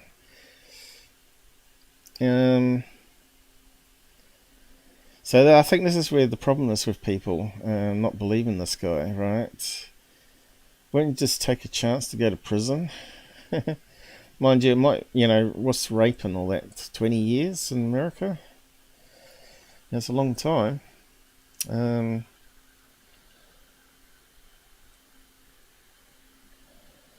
So we'll leave it there. He's not much longer on it anyway. But yeah, his voice, he does seem that he's telling the truth to me by the way his tone is. But yeah, it would be good to actually see him, see him on camera. Well, what's his name? Mike Beary.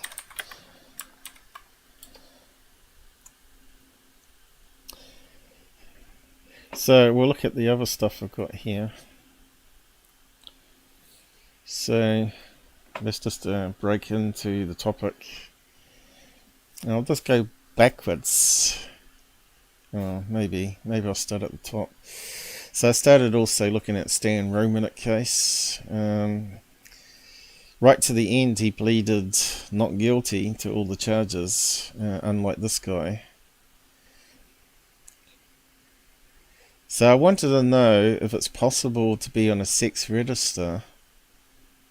So I did some looking around without, while being innocent. How is it even possible? So I said to Steve, did you actually research the guy's claims, as you might be wrong, that he might actually be innocent.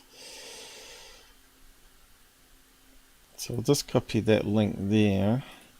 And what was this one?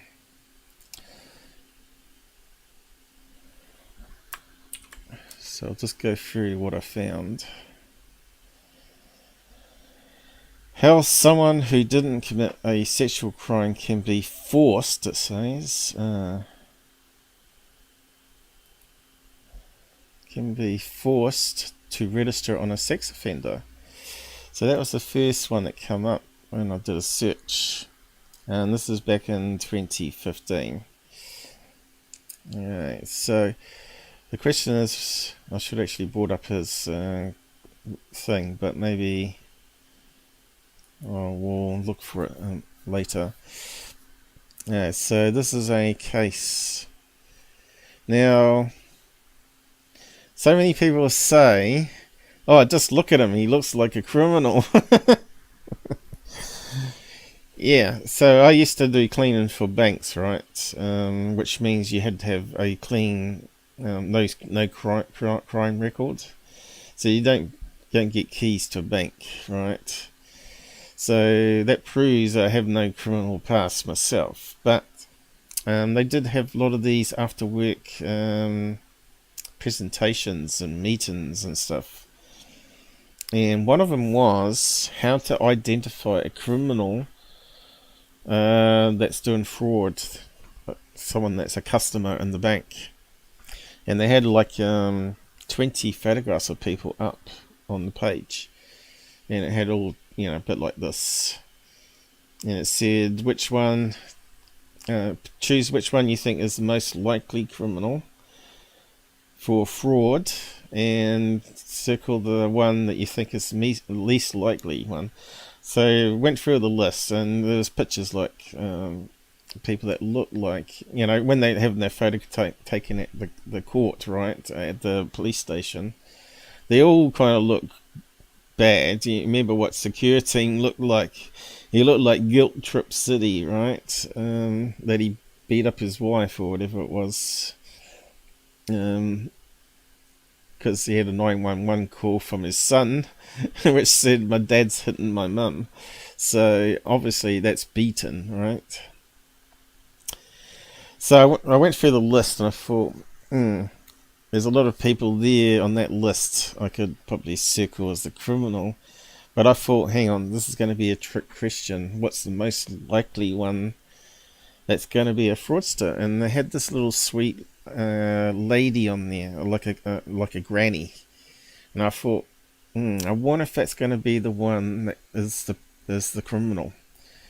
So I turned over the page, and sure enough, the granny was convicted for fraud, embezzlement and stuff. And the one that was most picked was someone that looked like this, and he was a surgeon with no criminal history whatsoever, and it just shows you can't tell by looks who's the criminal, and that's what they were trying to say in this presentation. So yeah, that was quite interesting. But going back to this one here, Vincent Bozio, Boza, I'm not sure you say his name there. And his teen son hatched a plan. Boson suspected that a group of teen boys had broken into his Sterling Heights home where he was illegally growing marijuana. They had stolen drugs and cash for days earlier, but Bozia didn't plan to go to the police, obviously. Instead, he and the son lured the 15 and 16-year-old boys back to the house with the promise of an ounce of weed. In a text, Bozia summoned two other associates, G. King and Alien Bruton Kowalski, to help with the scheme. Bring a gun, he told. Okay, you can see it's going to go bad. Whenever you got a gun, it's going to go downhill. For hours, B, King, and B kept the 14s in the basement of the house there. According to the court testimony, the boys' classmates at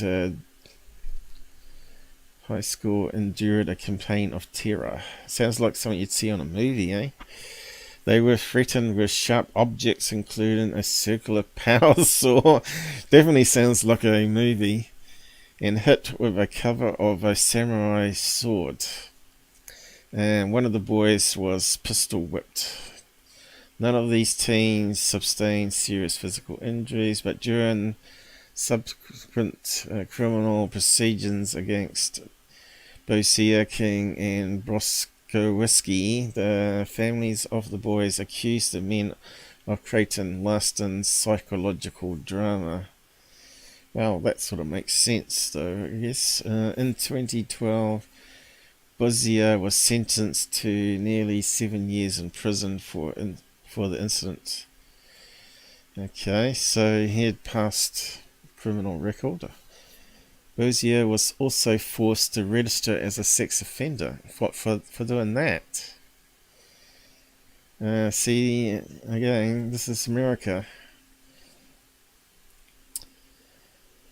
Forced to go a perplexing but not entirely uncommon occurrence. There was no sexual crime committed.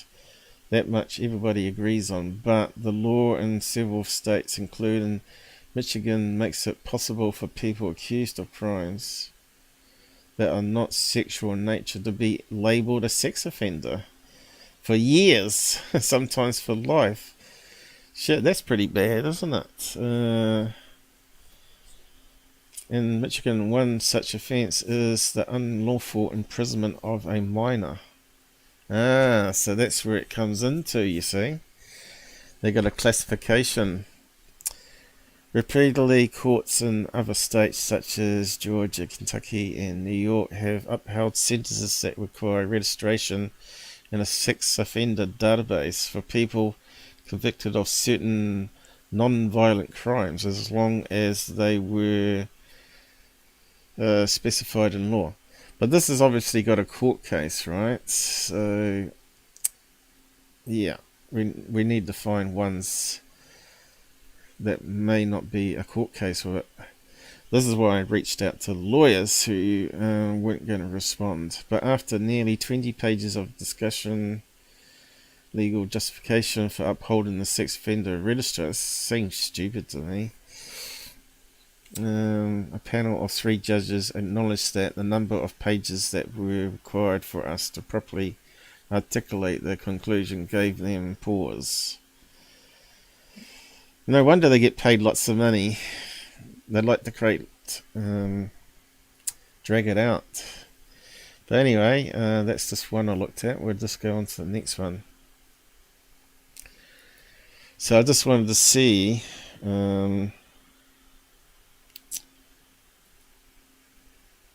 what the information was out there on it all. Stan Romanek one, we could come back to him. But I have got stories here of very similar to Stan Romanek's case. So I got the quote here. Statistics show sex crime convictions going wrong. Over the years, statistics have constantly shown sex crime convictions going wrong. Nearly 84% of child abuse cases get a wrong judgment due to pre-jury or fake accusations. So let's have a look at that one.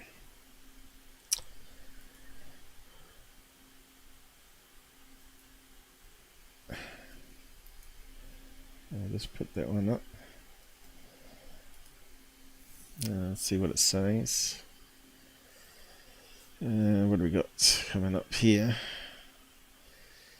There we go. Statistics show an alarming rise in wrongful convictions for sex crimes. So when was this? Last one was 2015.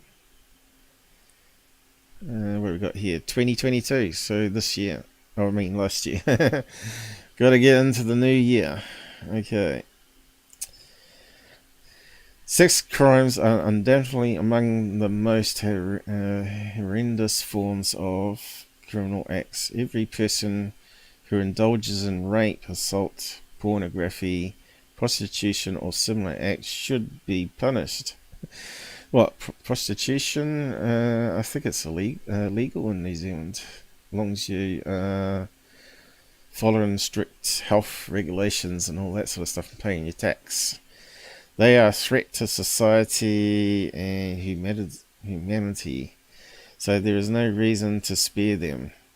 That kind of sounds like a Christian viewpoint there. Punishment for such criminals sets examples for society and discourages others from indulging in such acts. Luckily, the American legal system has the hardest penalties for sex crimes. Yep, certainly does, as we just read in the last one. However, wrongful convictions for these crimes are equally daunting concern. In 2018, more than 300 persons were exonerated of adult assault convictions, and 250 people were exonerated of child sex abuse. That's quite a lot of people. Moreover, sexual assault is the second most common form of crime leading to wrongful convictions. It follows only homicide in the list of wrongful convictions. The implications are dire because people have to lose their families, careers, and reputation because they are accused and convicted despite being innocent. It is virtually for the legal system to reassess its stance and find ways to save the innocent from being punished. Now, this is why I was already offended that Gufon and DB Cooper were calling me a pedophile online, and some people were believing it. So yeah, of course, also a victim and innocent. So yeah, I can understand it. Statistics show sex crime convictions going wrong. Over the years, statistics have constantly shown sex crime convictions going wrong. The causes for the problem are even more daunting. Nearly 84% of child sex abuse cases get a wrongful judgment due to pre-jury or false accusations, while official misconduct leads to it in 44% of the cases. Mistaken witnesses identification is the leading cause of wrongful convictions in sexual assault cases, with 67% of cases being misled. Pre-jury or false accusations account for 42%, and officially misconduct is responsible as 38%. Whatever the reasons for people being wrongfully convicted, it ruins them and their loved ones for a lifetime. They suffer financial, morally, and emotional. Their relationships go away and they lose their jobs, and society isolates them for good. The struggle continues for a lifetime. Things may not get better in the future. Oh dear. Even as data indicates the growing concern over wrongful convictions for sex crimes, things do not seem to get back on track. Sex offender registries are growing longer, leading to frustration in people who are on the list. Despite being innocent, investigations are biased towards the victims, so the accused have to struggle with partial approaches, whatever that means. Overall, there are more chances of people landing in jails only because they face sex crimes and lawsuits. The only way to prove innocence is by having a robust defense strategy. Anyone who faces an allegation must connect with a sex crimes attorney right away. These professionals can establish the innocence of their clients in court with proper evidence and viable arguments. It's only the way statistics can get back on track. So going back to that guy, why didn't that happen? Understanding how exoneration works. Wrongful convictions are not the end of the road for innocent people. A seasoned sex crime lawyer can help clients devise a plan. Okay, we just read all that. Fortunately, exoneration is the right solution, as it can get the accused out by ensuring that the court takes back the criminal conviction. It requires a display of innocence for the person proved guilty. How'd you do that though? Alternatively, a flaw in the original judgment is also a valid point. DNA, yeah, you think he could prove he never had sex with her, is among the most prevalent ones in sex crime cases, as it can prove the innocence of people convicted for acts like rape. So why wasn't that done for him? The good thing is, well, maybe it was, maybe he's lying. The good thing is that the statistics for accelerations are encouraging. Errors convictions show the failure of a legal system. You think you would offer to go on a lie detector test, wouldn't you? At least that would be something towards it. If you got inconclusive, then that would fall into the guilt trip. But if you got a clear, clean slate pass, it would have to go in your favour, wouldn't it? But the courts don't use them because they're not accurate enough. The worst part is the innocent person has to serve time for a crime they did not even commit. It's even worse for sex crime cases because people end up facing social stigma, losing jobs and missing out on relationships. Yeah, the legal system needs to rework itself to ensure that innocent never suffer due to flaws and loopholes. Likewise, they must get the opportunity to have their word and prove they're innocent. So yeah, I suppose it's a bit hard now the person's not around, the female as well. So moving on to the next thing I found.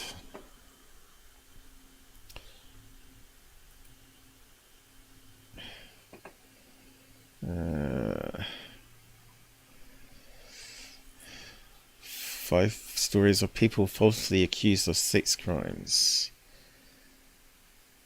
Yeah, maybe I should have tried to contact this person. But I think she might be just a reporter.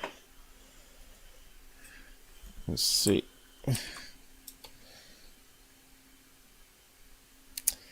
Blank Law PC focused on sex crimes. Why is it so big?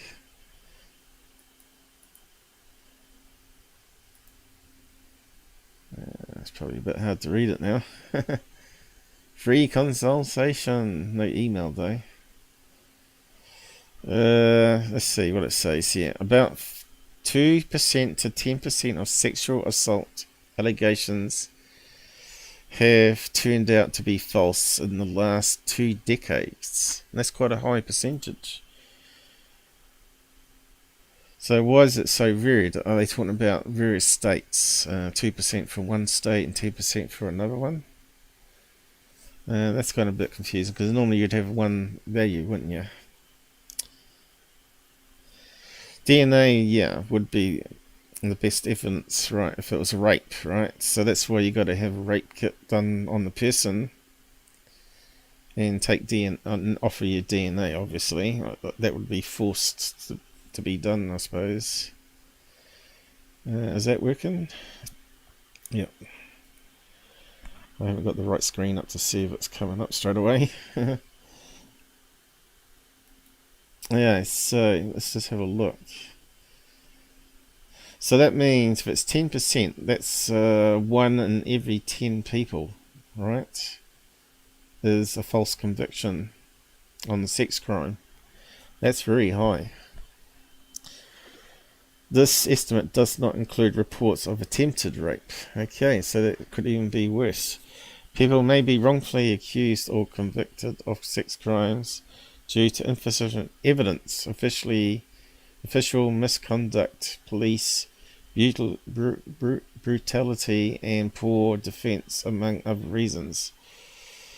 Okay, so can I scroll? Is it going to take it over?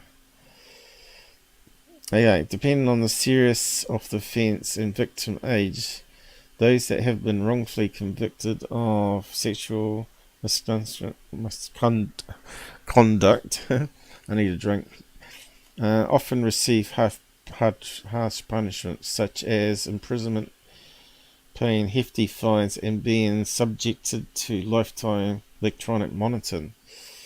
In addition, they may be forced to register on the sex registry. Okay, so this is where it all comes into, which would make life more challenging. Those charged, so has that guy got an ankle bracelet? What do you call it? Ankle monitoring thing. Those charged with other crimes like murder and armed robbery may obtain even harsher punishments, such as a death sentence. Yeah, that's right. Even their names have been cleared. Even if their names have been cleared, some people lose their jobs and struggle to find gainful employment. So that's the problem with people like Goofon calling me a pedophile. Because it's public, he said it in public posts. Wrongful conviction also tarnishes their reputation in public eye. We certainly did call Steve on air a possible pedo because he's associated with pedos. This is the other thing I get, you know, if I defend someone saying, well, take the middle road, he might be telling the truth. Oh, you must be a pedo supporter or a pedophile yourself. That sort of comment I can do without, because that's just being stupid. We're looking at like we do with UFO cases. So we've had people that have a lot more solid evidence of being on the court case and having court records where people come forward and said, yeah, he did this and this to me. So there have been, is it Stevens Wendell was one of them, and there's probably a few more out there like that, right?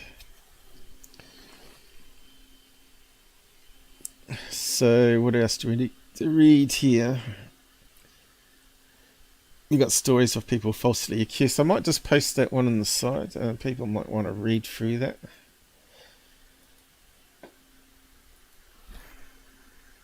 Five stories. Now I've seen TV shows on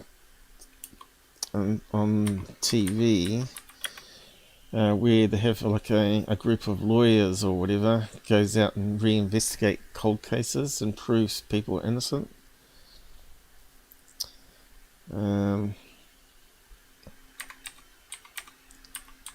was quite an interesting show actually. There you go. And we'll get on to the next link. Don't spend too much time on it. But you can see a place to do follow-ups when someone goes on air and makes all these statements, right? Bit of basic research, which is lacking in ufology.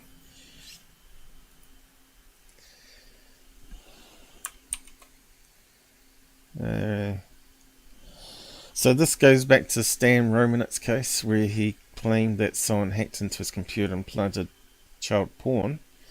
Well, these are some cases that are found in New Zealand. Suspected pedophile cleared by computer forensics. Now, there was a case in New Zealand which I tried to find but doesn't seem to be available to be searched on Google anymore, where the guy lost his job and everything. He was a principal of a school, headmaster, and they had a clone copy of his laptop from the computer, and he got a second computer scientist to look at it, and the guy found back in those days, a rootkit. They were fairly new technology, and it was installed from where most of the viruses seem to come from was Adobe Flash Player. All those ads that pop up. In the meantime, they found a hole and installed the peer-to-peer program, which allows connection to a computer remotely, then to be used for storage. Apparently, pedophile rings do that. instead of storing it on their own computers, they store it on other people's around the world, and they keep duplicating it, and they keep promoting where they can get access to it, apparently. So this is a story that's probably worth reading out. IT forensics firm Vogan has explained how it works. It worked to clear a man accused of storing child pornography on his computer by proving his computer was contaminated by a Trojan horse infection capable of downloading illicit images. Julia Green was arrested in October 2002. When was Stan Romanek's case? After police, it was after that, wasn't it? After police raided his home and found 127 indecent pictures of children on his hard drive, his solicitor Chris Battlestone of South Devon, this is a UK one, isn't it? Law from Hutchinson called in one of the Vogan International Forensic Investigators. A clone of Green's hard drive was sent to Vogan, okay, from obviously the court system, where it was imaged and processed in forensic laboratory using Vogan's specialized software. Data was then extensively examined. Now, they can also determine by log files and windows and stuff like that whether there was, like, you know, and then also you got Google searches, anything like that. They can sort of tie in together whether this person was actually looking for child porn and what websites they're accessing, unless they were using a VPN, of course, and very high security, which is what happens, what we got nowadays. And the data was then extensively examined and reported, prepared, highlighted. Okay, so Gibbs identified 11 Trojan horse programs on Green's computer which were set to log onto inappropriate websites without Green's permission whenever he loaded up a browser to the internet. So it was done in background. Now you'd expect the FBI to be perfect also in investigating this, or the cops that actually took the hard drive, right? But obviously they looked at it and didn't find anything, right? So it's only as good as the person that's investigating the hard drive, I would say. That people do miss things. That's why you need second opinions. So how would that relate to Stan? Well, it's possible. It's really, really possible. What he was saying was true. But the problem with Stan is they found a USB stick, apparently, in the house that had images on. Now, he claimed that wasn't his USB stick and it had been planted by someone. And it turned out that the cop that was investigating him, which I read on an article, I'm not sure if it's on the other one I've got here, a lot of the articles have now disappeared, said that he was being sued by another case, which they weren't allowed to enter into the Stan Romanek case, of planting evidence. Apparently he planted some drugs on the person being arrested, they were claiming. Whether it's true or not, I don't know. But yeah, it wasn't just one case. It was a couple cases, I think it was. It's going back a few years now, isn't it? It's not fresh in my mind at all, and I was just trying to find information. But it just shows you that people could be telling the truth. Do they fit the normal paedophile thing?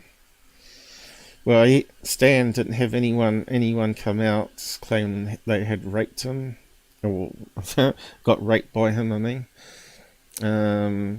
No kids saying they were interfered with. So Stan's case was that he collected porn because they found a USB stick. Now, he had a lot of foot traffic through his house. He had lots of parties. Anyone could have set him up.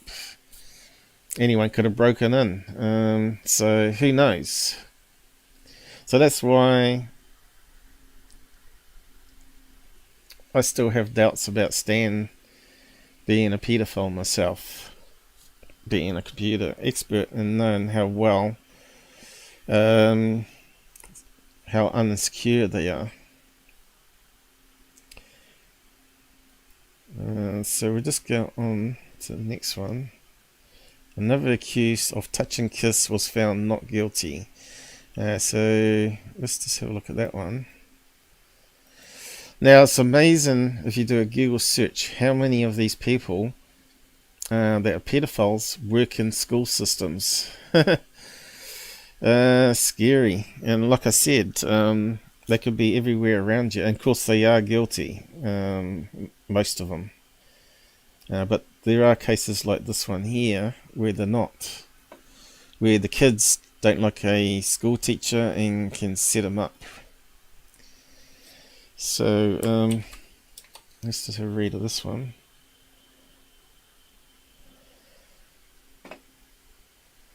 Teacher's 5-year turmoil after unjustified dismissal from Auckland school. So this is a New Zealand case. And you'll see how some of the stuff is crazy. An Auckland teacher says he has been through mental and financial hell since being unjustified sacked 5 years ago after unproven allegation he touched 3 girls. So how would you prove that otherwise? Unless one of the girls come out and change their testimony, right? The Employment Relations Authority ruled in favour of his personal grievance claim in November and fined the school, how much? 5,000 New Zealand dollars, which and ordered it to pay teacher about 300,000 for lost earnings, computation, and a quarter of his legal costs. Wow. The school only paid the teacher 50,000 and has lodged a challenge into the employment court, claiming the award was excessive. Claiming the award was. Teacher is cross-appealing, saying it wasn't enough. Yeah, well, if you don't get employment, if you're earning 50,000 a year teaching, 5 years is up to 300,000. The court is unable to hear the case until the end of this year. At the beginning, it was like going down a rabbit hole. That sounds like ufology, doesn't it? It was suicidal. There was quite possibly, it was that bad, especially after the initial shock. But we're coming out of the dark spot, or we hope. In March 2017, so it's not that long ago, he lost his cool with class he felt was being too unruly.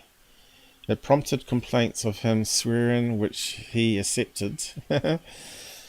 But also that he touched 3 female students inappropriately on the chest, and well, I know someone that does that, and he's the what do you call him? The leader of USA at the moment. Remember that one where he's sniffing hair and touching girls' breasts, putting on a sticky label? Seems like the FBI like him though. Something he said never happened. He was sent home on paid leave and contacted his union. 2 weeks later, the school dismissed him and his... So he didn't have to be forced on a sex register, which is kind of interesting. Inappropriate touching. So maybe the US law is a wee bit more strict than New Zealand. His second brought unwanted attention. Obviously, he's been through all the newspapers and press, right? So people would do a background check on him still. So the police did a shabby job today. Police landed charges for indecent touching allegations, but in March 2018 a jury took less than an hour to find him not guilty. With the criminal case over, the only... See, again, that's got a court case, right? So why has this other guy not got one? The only discriminatory issue was his swearing. Yeah. So yeah, is there any more we need to read of that one? He believed the school took an opportunity to get rid of him. Of course. They're crying out for teachers now, especially male teachers, but yeah, it's just such a risky, you know. I was offered to be a school teacher as well. I went back to my old school and met up with some of the old heads, and I had my qualifications there, my degrees, and to be a teacher, you just have to have a degree to be able to teach. And they kept saying, "Oh, you're so good, you should come and teach." I said, "No, I will teach adults, but I won't teach kids." And I think that was probably the wise choice. Okay. Yeah, we've got Robert Farmer on the side. What do you got to say? Let me just see if I can get that up now, so I can read it. I've still got a few more things to go over though.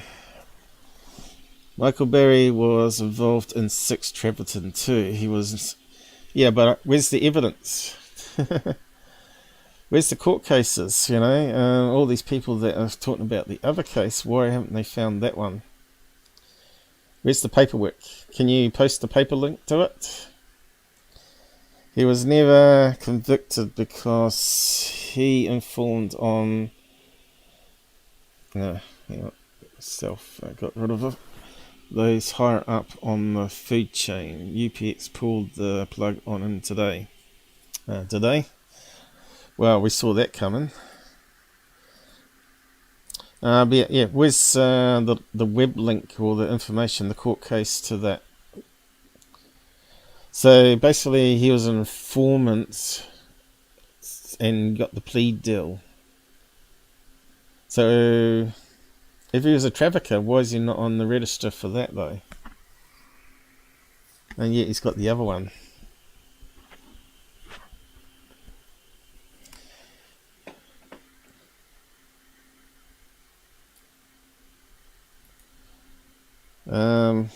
So get on to the next thing.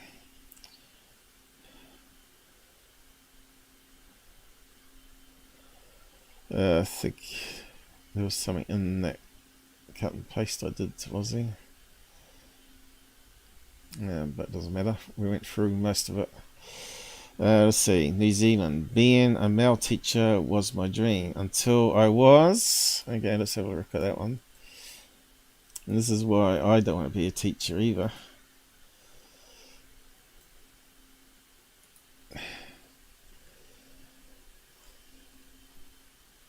Yeah, there's a picture of New Zealand.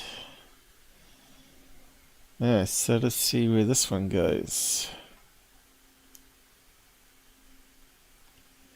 I'd always been interested in getting into teaching. To the end, I took a position as a teacher aide at a primary school. That's going to be the worst location for a male teacher.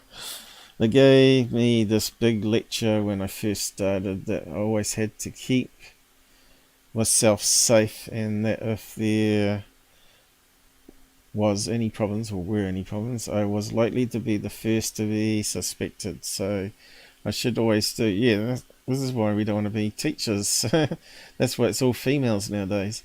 So I should always do this, that, or the other thing. Then one point they sent boys into my office with both doors shut. Yeah, that's another thing I noticed when I was at school. They always had their doors open to get changed for swimming. Alright, situations I would never pull myself into. It was ridiculous. Yeah, you don't want kids changing inside an office, especially if it's your one. But they seem to do all sorts of stuff that, like, they asked me to take my lunch break from 11 to 12 so that everybody wasn't taking lunch at the same time.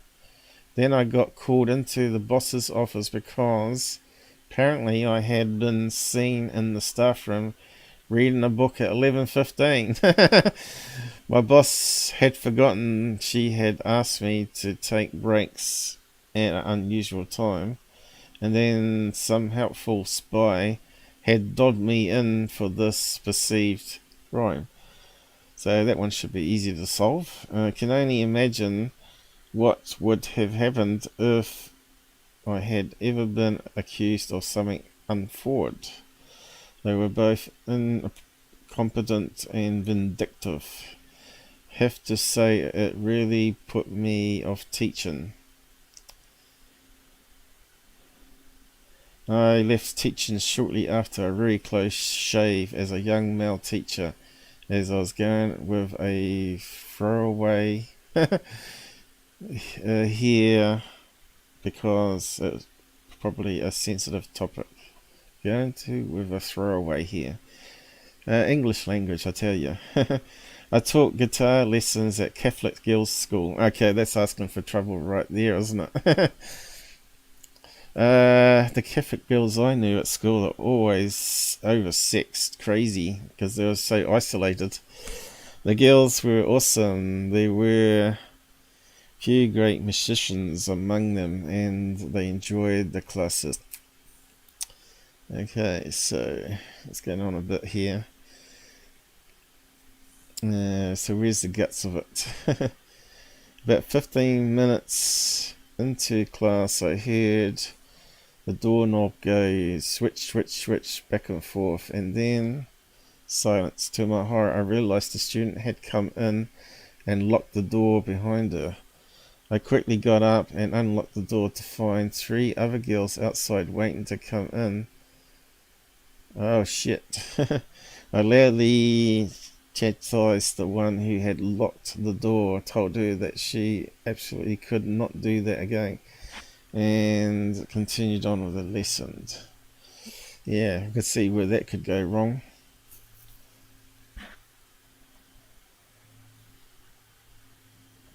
It reminds me of the Danish movie Jugtin. How do you say that word?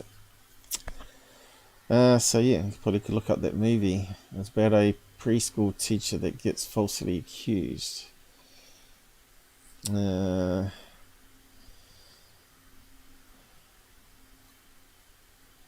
This makes me so angry. Children benefit so much from having male teachers. Yeah, but it's not going to happen, is it? Unless you got cameras in the room. I suppose that would be one way around it now. My favourite teacher in primary was the only male teacher. I was actually a little annoyed when my daughter ended up going through primary school with only female teachers, despite the school having 1/3 male staff. People assume the worst with males in their these roles. Even every male person I know that worked with kids. So we actually had a big case here where the guy was in prison for 15 years, was it? Peter Elliott. They had made up all these claims that he put children in a microwave and stuff like that. None of it was true. They found out he was a gay man, and they targeted him, and the kids coerced the children. Apparently, you could bloody look it up. I won't bring it up now, but yeah, the poor guy died of cancer, and he didn't learn about being released from his conviction. So it's a bit sad. So that one was an interesting read, but it wasn't that terribly interesting for what we're talking about here. Malware can be deadly. Okay, this sounds like a Stan Romanek kind of game. I'll just go through that one.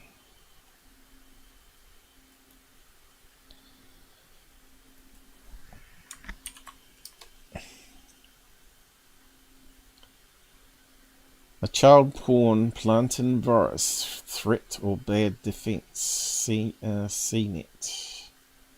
What year was this one? 2009. There are some concern that malware can plant illegal child porn on innocent people's computers, but experts say, well, possible, it's not very likely. Oh, in that case, why did we just read one that was? A story recently surfaced saying malware could plant child porn. Being accused of possessing child porn can ruin people's reputations. Blah blah blah. That is why, at least in part, a recent case outlined by Associated Press raised concerns over computer viruses being used to plant child pornography on people's computers. AP story reported about the case of Michael Fowler, a former Massachusetts state employee whose state-owned work computer was found to contain illegal child pornographic images.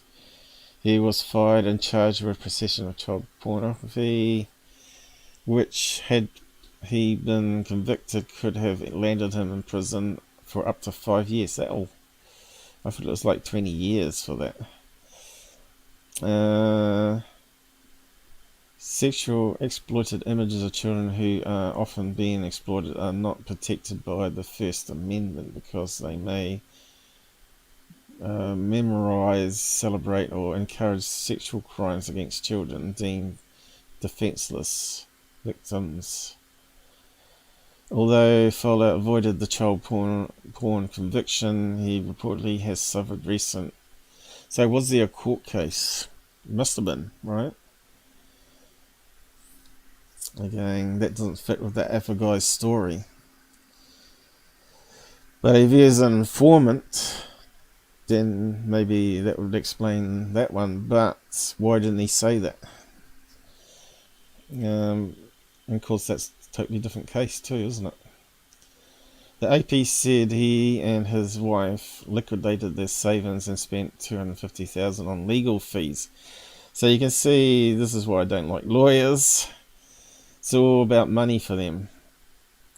How can you justify that amount of money? I'd like to see the hours broken down. Ultimately, charges were dropped after Foyer's defense showed that his computer was infected by a virus that was programmed to visit as many as 40 child porn sites per minute, not per hour. Something that a human couldn't do even if he or she tried. So because it was per minute, he got off. If it was per hour, maybe it would have been a different outcome. Other reports about this case indicate that the antivirus software on Follier's computer, so you never trust antivirus software, it's useless. It was out of date and therefore was not protecting him against malware. There's no guarantee it's going to anyway.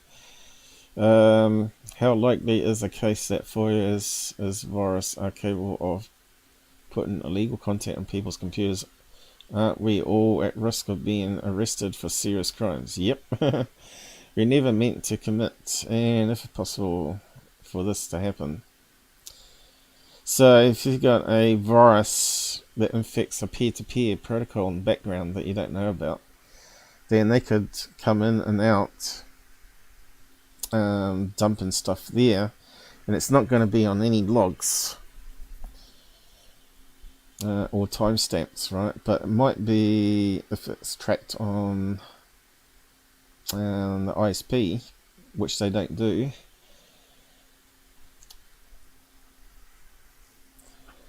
But in this case, this virus was actually accessing web links, so it had to be calling a browser in background to do that. So if it's going too fast, it's an automated bot, and that gives you defense. But yeah, what if you program it to be more AI, where it simulates being a person instead? You're still going to be screwed. And they can say, well, you put the virus on there to cover up yourself, right? Especially if you're a computer expert, right? It's quite possible for malware created to include child pornography as part of the payload. Also, they could use it for ransom, right? Which is the new one that's come after this article, probably, ransomware. So there you go. Total evidence. I'll post a link to that one. Might be interesting read, but we ain't going to go through it all. Virus. Images. Planter. Okay, let's go on to the next one. Like I said, there's a lot on the web you can find. Nocturnal news, attacking third phase, and MUFON. So, false sex crime allegations stats. Now, did we look at that one earlier? I tell you, there's a lot of information online. Just so much. You can look up. Let's have a look at this one. No, I don't think we looked at this one. What percentage of rape claims are false? And it's one of these horrible fonts. Let me just zoom in. If you face a false rape allegation, you may be wondering what percentage of rape claims are false. The answer shows you aren't alone in facing such a false claim, but you still may need professional legal help. I'd say always go for legal help.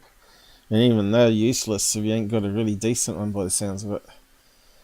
That's especially important in the rush to judgment claim by the current Me Too movement. So that must be a recent article. Many men and women are routinely ostracized as soon as rape claims are made, without any presumption of innocence or due process, which are hallmarks of American law.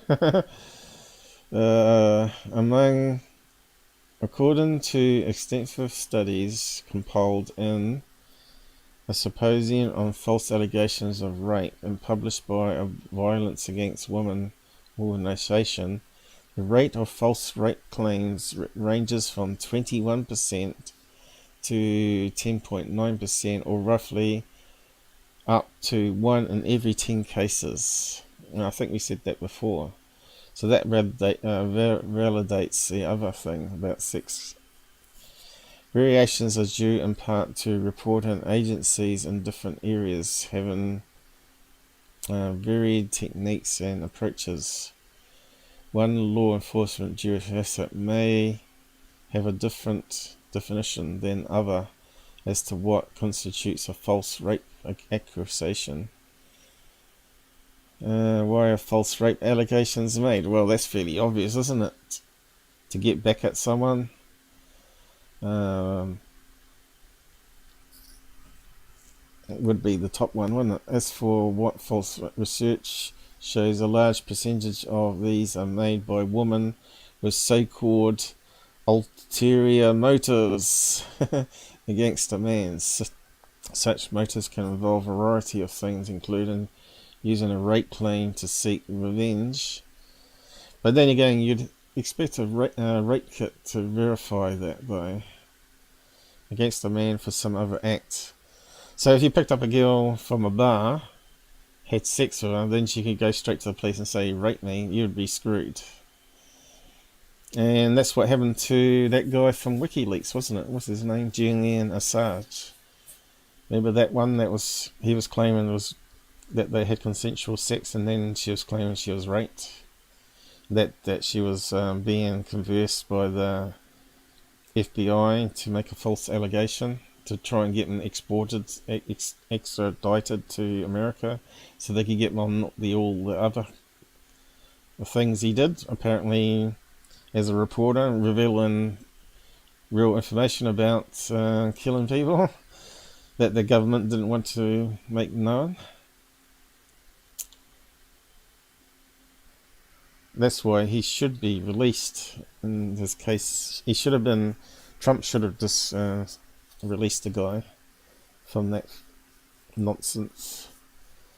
False claims of rape may also be made due to misunderstanding or a misinterpretation of a situation.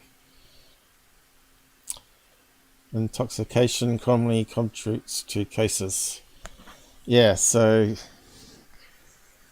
how many drunk females have sex and then later don't realise, oh, what did I do? In the cases involving intoxication of a accuser, rape report might be found to be baseless or unfounded rather than false. If the accuser or alleged victim cannot remember the actual assault due to intoxication, doesn't make the claim false, but rather unfounded. Regardless, the defendant can be found innocent and the rape case can be closed if the rape case is found to be closed. But wouldn't that still be part of the deal to put the person on a sex register? It kind of sounds like it, because it's still undetermined. It could have really been a rape case, but we don't really know. How are they determined? Well, that's going to be hard, isn't it? Rape kit would be one, that would prove it. Why false rape claims are a big problem? Well, that's fairly obvious, isn't it? So yeah, I'm not sure if you want to read through that again, but I'll post it down the side. False.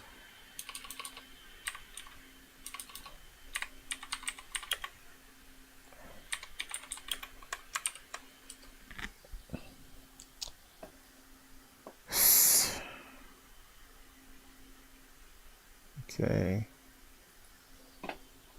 I think we got here's a cat here, because claims of sex offender by UFO channels.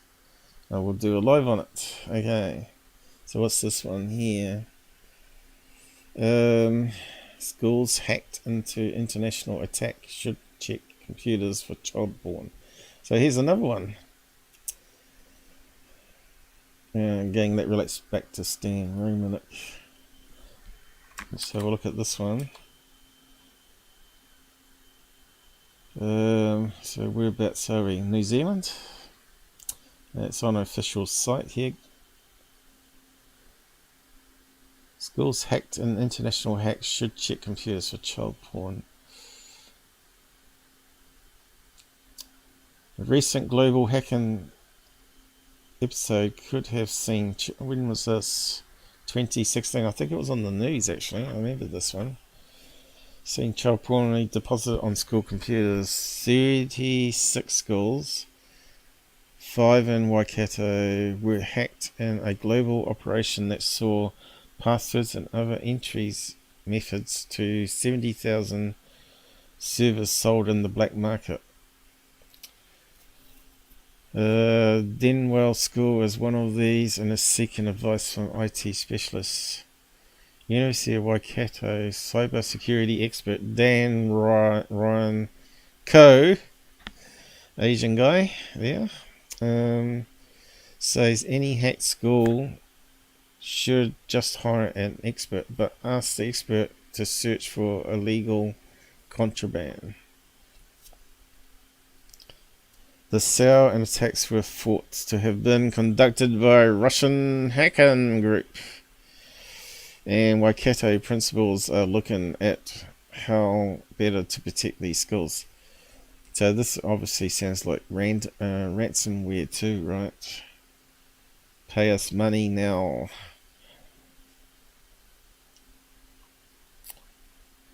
See, does he look like a paedophile? No, he's a school principal, is he?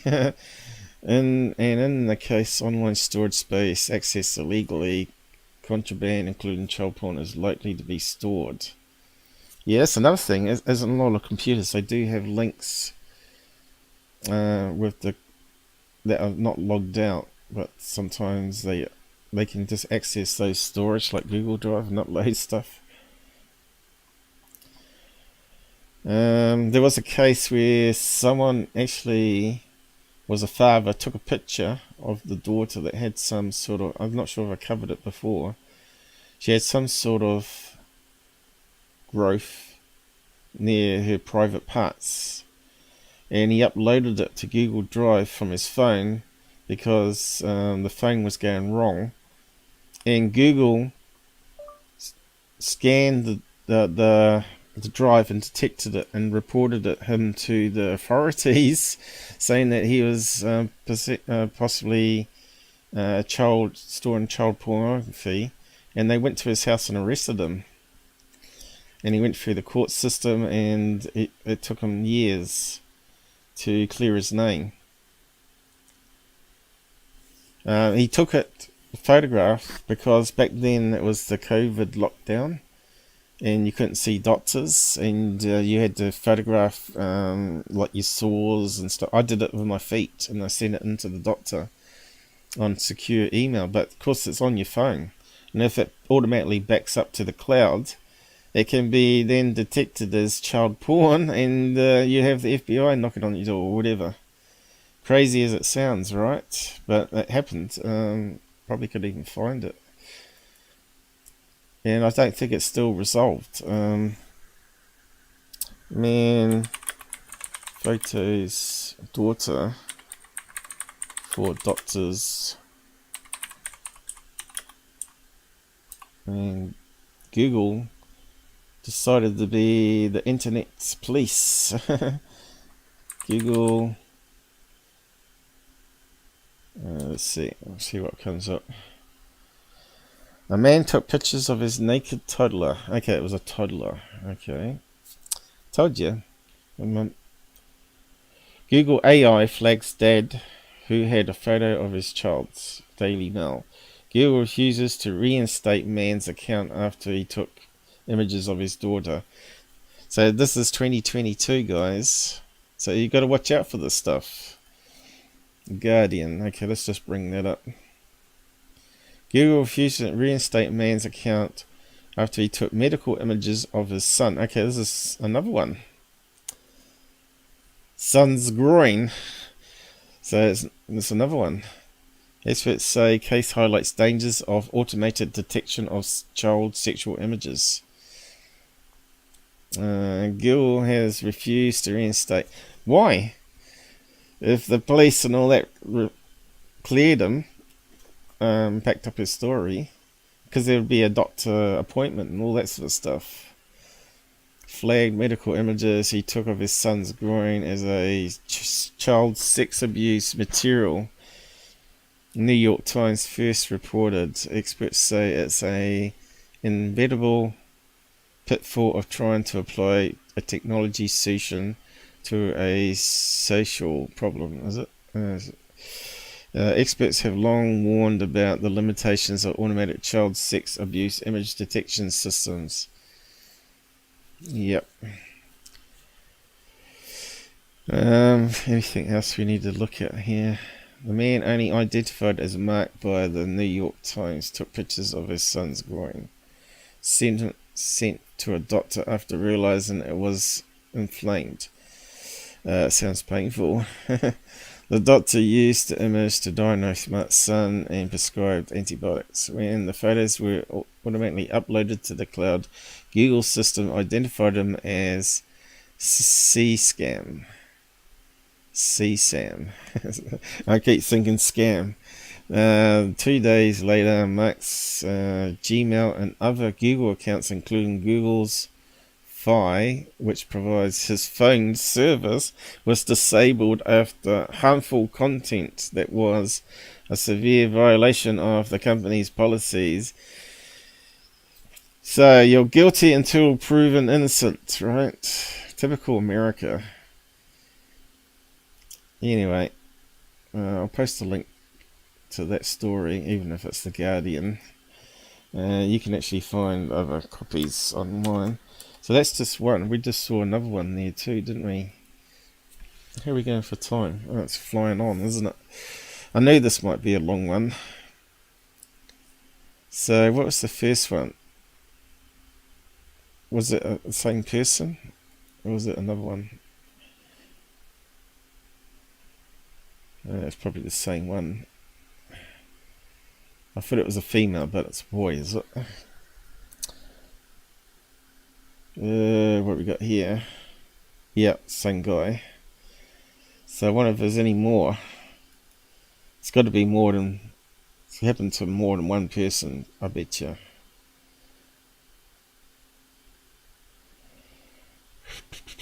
I put daughter there. Okay, this Google.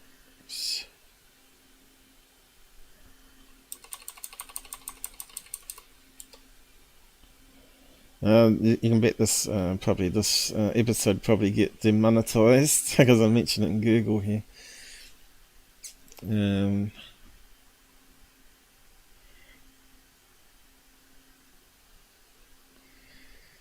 I think they all copy and paste report in here, isn't it?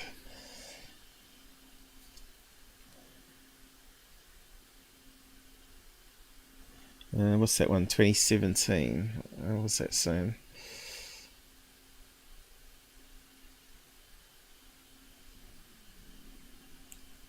I don't want to read that one. Keep on going. Same story. Look, lots of sites copied it everywhere. And I didn't hear about this on TV news. It sounds like a really good item, and people should be aware of this, right?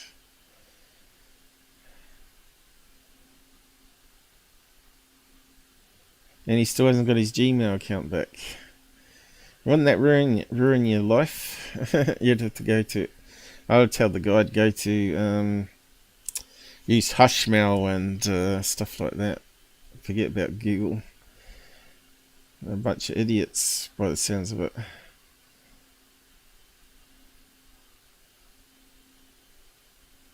Google can now read your doctor's bad handwriting. Can it? Because I can't.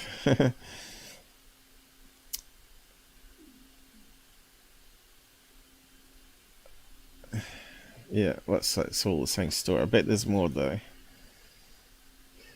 course, you'd think Google would suppress that story, being Google's search engine, wouldn't you? Still going. Look, pages and pages of the same thing. I suppose it's really hard to censor it. I don't know. Anyway, enough of that one. What happened there? So whereabouts were we? We're talking about this virus. Schools hold sensitive information. Well, we know that. Used to host child pornography. So that's a peer-to-peer thing. Same thing that Stan Romanek was claiming. There's also a risk of these machines can be used to store programs that can be used to attack other computers. And of course, there's a lot of file servers around as well that got holes in that allow people to do FTP, another system. And back in the early days, I come across these sites where people were uploading pirated games and stuff to these open servers where they used FTP. Quite interesting. And of course, back then, there wasn't much around to hide your IP address apart from Tor. And Tor basically is using everybody's IP address in a pool of information, right? And you're actually bouncing through their computer, so it's hiding in plain sight, basically, Tor. But apparently there's meant to be a back door that only the FBI knows about, where they can actually find out the identity of the person. It's kind of scary, and people believe in Tor being safe. I don't think so. VPNs are not even safe. If they suspect, if FBI or whatever approaches that VPN, they can say that they want that logged, what that person's up to. So yeah, nothing's ever safe. So there's another one. Virus. Peer-to-peer, Russian. Well, down to be banned and picked up by the bot now, saying Russian and Asian and all that. Hello, countryman. I just got out of work. Yeah. Welcome then. You'll be tired. Yeah, so coming to the end of this stuff now, but yeah, like I said, there's just so much that you could find out. Here we go. We got Christian abusers. Sex abuse video victimized child long after abuser is gone. So yeah, all these highfalutin Christian people out there are some of the worst offenders.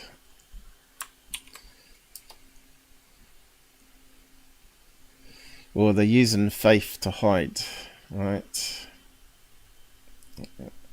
So what do we got here? So this is a problem also, is that they're going to keep getting victimized over and over again. The whole thing's disgusting, but this, just do a Google search and you'll find a lot of them are teachers that are doing things they shouldn't be. And a lot of them turn out to be religious people and priests. The video of a man raping his 9-year-old daughter was discovered in New Zealand in 2016 and triggered a global search for the little girl. I'm not sure if you heard about this one, these guys. Investigators contacted Interpol and the pursuit eventually included the FBI, the US Department Homeland Security. Months later, investigators raided the Bisbee, Arizona home of Paul Adams, arrested him and rescued that girl in the video along with her 5 siblings. So some good was done. While Adams can no longer physically hurt his daughter, he died by suicide in custody. Yeah, again, Epstein rings a bell there. The videos live on, downloaded and uploaded by child biographies across the US and around the globe, growing ever more popular even as police, prosecutors and internet companies chase behind in futile effort to remove. That's like the genie out of the bottle, isn't it? You can never put it back in. So it just shows there's a lot of these people out there amongst us. Number of times the Adams video has been seen soared from fewer than 100 in 2017 to 4,500 in 2021. So how do they know that? They must have like a honeypot server where they got it planted on, surely. Well, how would they know that? According to data provided to the Associated Press with the permission of the girl and her adoptive mother. The tally was produced by National Center for Missing and Exploited Children, a non-profit that tracks child pornography on the internet and works with law enforcement agencies. So there you go. 6 years before the video surfaced in Auckland, a member of the Church of Jesus Christ of Latter-day Saints, widely known as the Mormon Church, confessed to his bishop that he abused his daughter.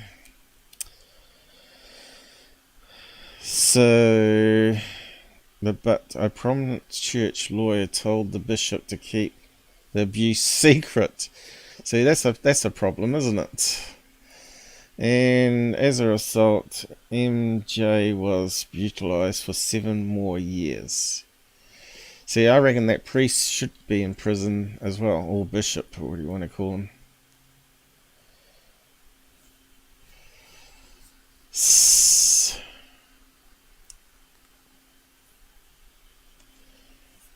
So yeah, it goes on a bit here. So they're everywhere, people, everywhere, these people amongst us, and we don't even know. That, if you want to read that one, you can. I'll post it up on the side.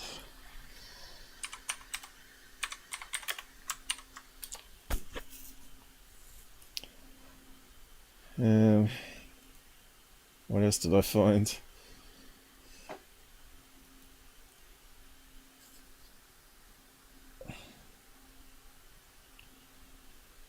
So yeah, again I go back to MUFON and DB Cooper calling me a paedophile, falsely accusing me.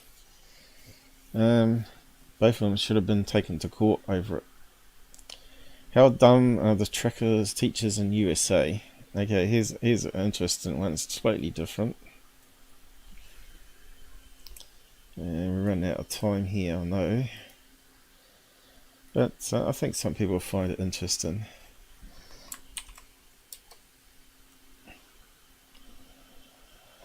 Teacher faces jail over pornography on class computer. Okay. Why is it dimmed? We got some adware or something taken over. Looks like it. How do we get rid of that? Yeah, stop it there. We got around it. Okay. Julia Amirio, a substitute teacher at middle school in Northwich, said she had simply wanted to email her husband. The authorities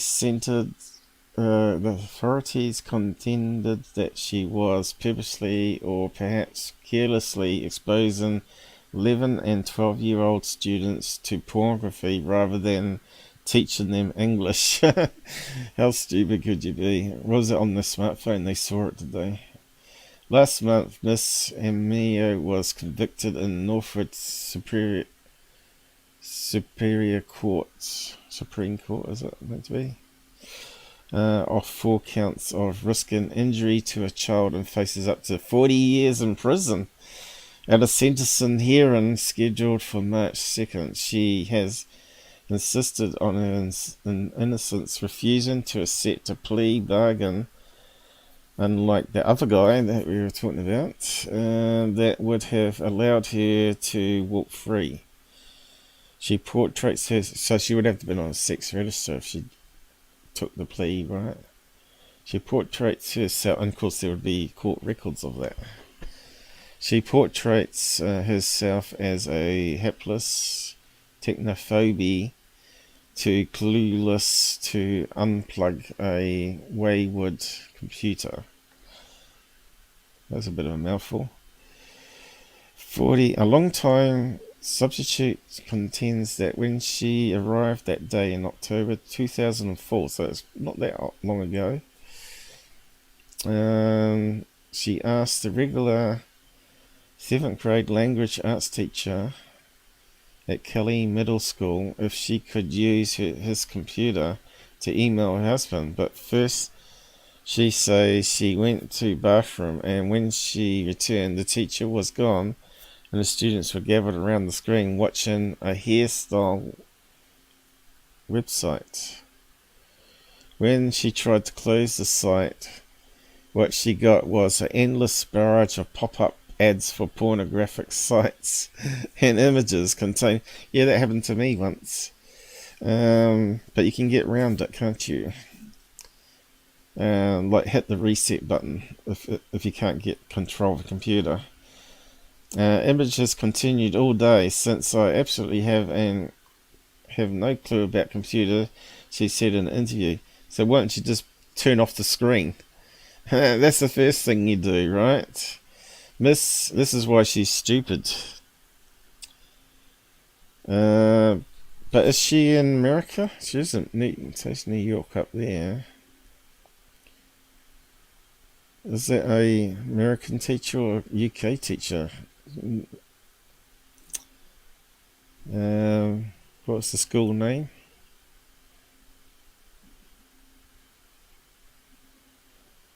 exactly where that is. That sounds like American school.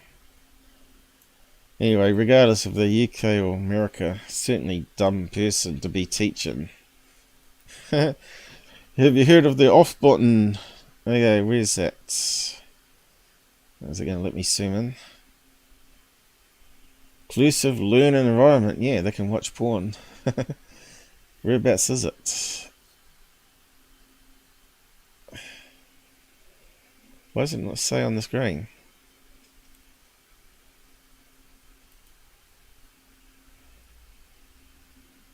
Sounds like America. Right, it might be over here. What's the map saying? Where is it? United States. There you go.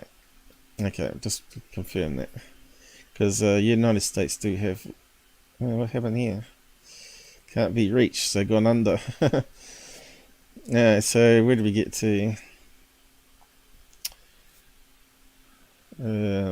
School administrators and prosecutors have accused her of everything from spending too much time staring at the computer to deliberately surfing pornography sites, and have pointed out that if she was an unwitting victim of internet bombardment, she should have fetched help, blocked the screen, or at least unplugged the machine. Yeah, so it's a bit suspect, isn't it? I don't think can she be that stupid, or is she just making a stupid excuse?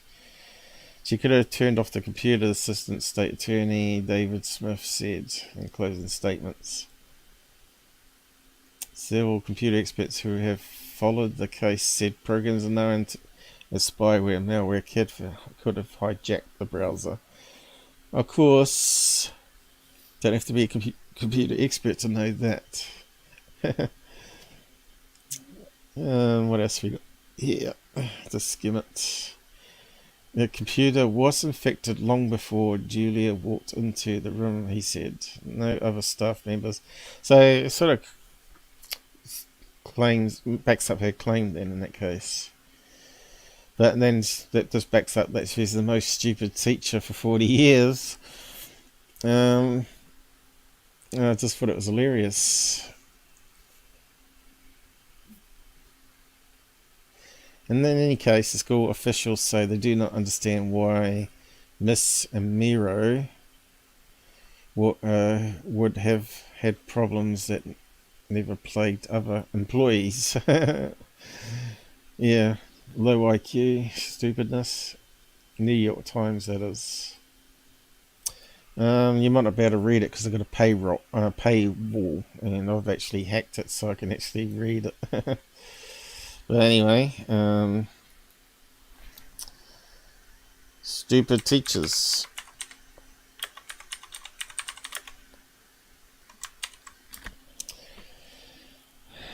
Yeah, I thought that was an interesting story, just for a laugh. Wow, what I got here. I got a wow. Primary school principal 41 was found with 1 million lurid images of children. Bloody hell, that's a lot of images. Who had photoshopped his face and former students on images of young victims. Sounds like a stupid man too. I gotta read that one out. That one's good.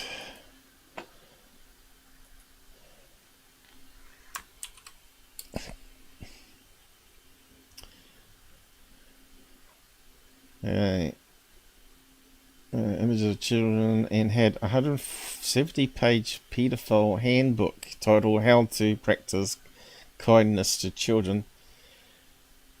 Yeah, look at this guy. He does look like a criminal, doesn't he? He does look, he's got a funny shaped head. Looks like he's been hit in the head with a baseball bat. Yeah, it doesn't say much there. I suppose it's got the rest hidden, has it? Show more. Man, how could... So this is what I'm talking about, school principals and school teachers. Found a toddler-sized doll in a pink dress. How creepy is that?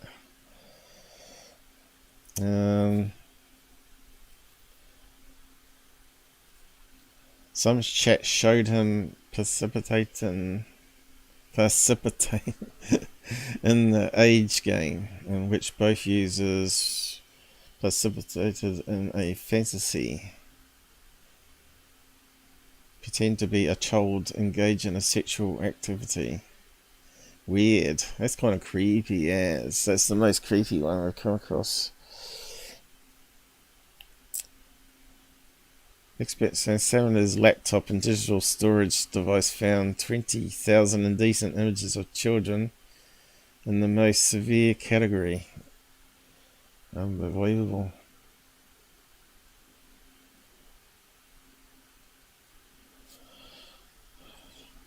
Goes on a bit. Anyway, UK Daily News, that one. 1 million images, guys. Can you imagine it?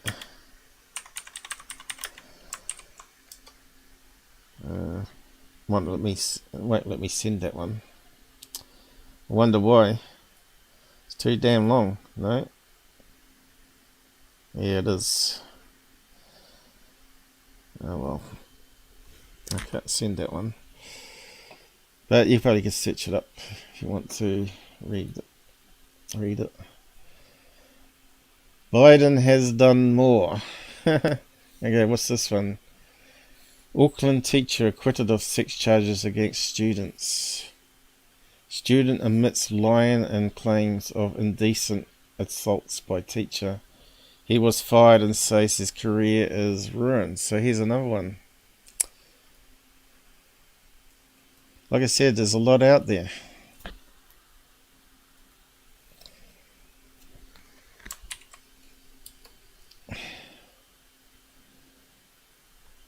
What's this one say? What we got here?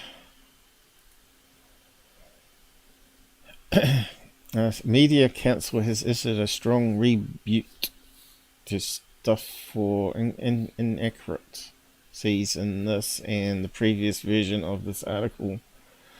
A teacher was acquitted in Auckland's District Court, this is in New Zealand, of sexual assault. An immediate school student admitted she lied in parts of the claims her teacher indecently assaulted girls, a court has heard. The admission came when the student gave evidence in court after police charged the teacher. Imagine that. This is another reason not to be a teacher, I tell you. Despite the admission and the teacher being acquitted of all charges, he has lost his job and feels a 40-year career is in ruins. Police said it was disappointing when untruthful accusations were made, but they were obliged to act when children make complaints. The teacher's name is suppressed, was on trial for 7 charges of indecent assault. The Crown case was that the teacher inappropriately touched 3 girls in class aged 11. That sounds like the last one then. Sounds like the last guy. So that's another story that backs it up. A boy who said he witnessed the indecency said there has been a plan to tell another teacher about the alleged touching. What's that one? My friend told me that she got touched and pretended to believe her. Right. I joined in because my friends were there and I wanted to support them, and because I didn't really want to put up. So they all got together. So terrible. So that backs up the last one we read too then in that case. Same guy by the sounds of it. Interesting page on levels on sex register. Alright, this is interesting in America, and that puts more doubt on that guy's claim too. It's a very good one, this one. It's quite a lot of information on that page.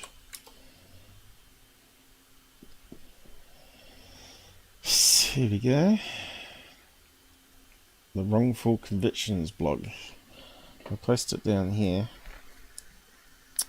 Tears on register. Yeah, so let's just go through this one. What happened there? I had a thing spinning. Yeah, so there's a lot on this page, I believe. So I may be right.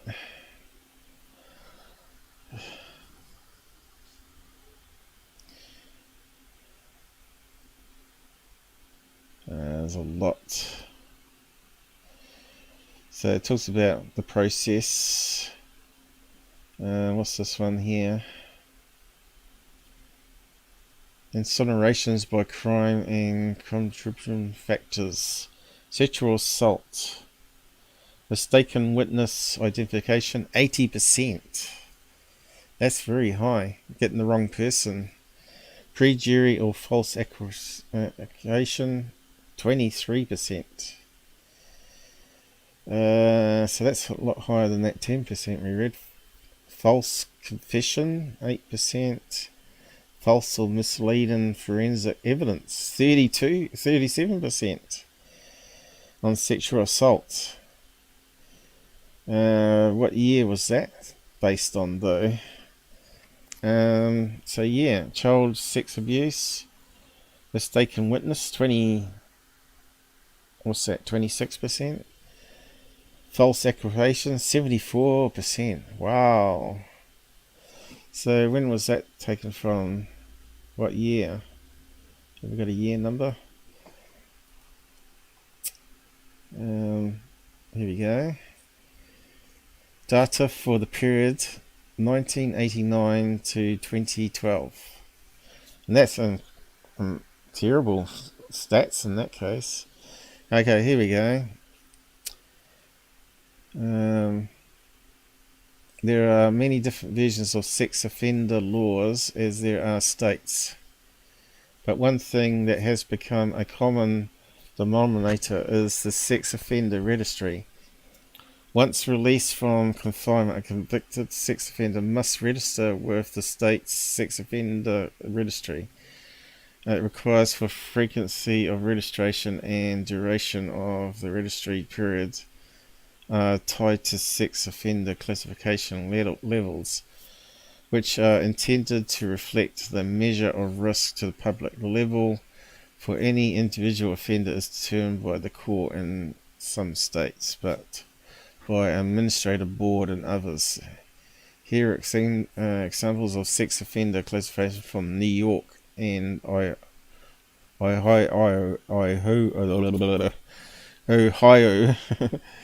Like I said, I haven't got a drink yet, but I've got dinner coming up anyway.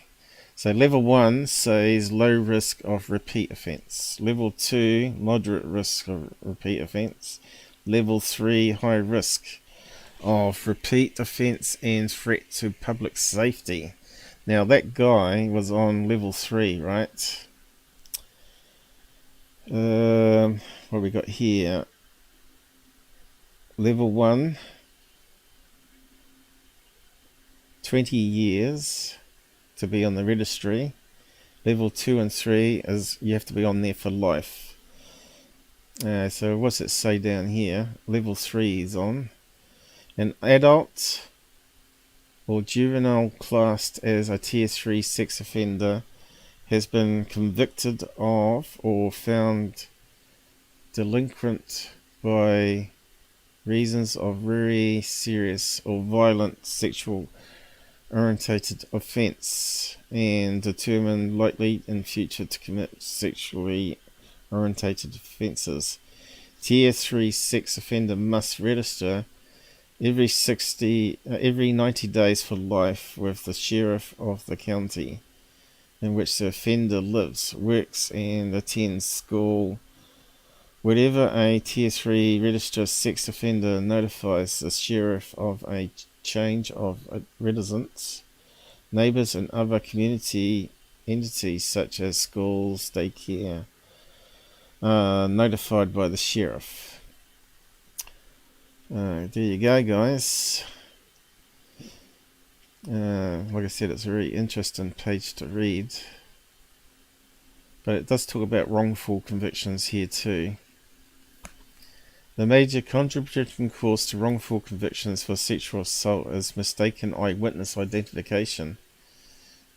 It's been well documented that eyewitness identification is very unreliable. Okay, that relates to also to UFO world, right? So what does happen when a sex offender is released from confinement, either through completion of sentence or parole? And of course, looks like they have to keep showing up every 90 days, right? But it gets a bit worse, doesn't it? But yeah, this required that sex offender undergo a mandatory rehabilitation program, the details of which also vary by state. You must register as a convicted sex offender. Restrictions on where you can live. Your place of residence may be marked by a public sign.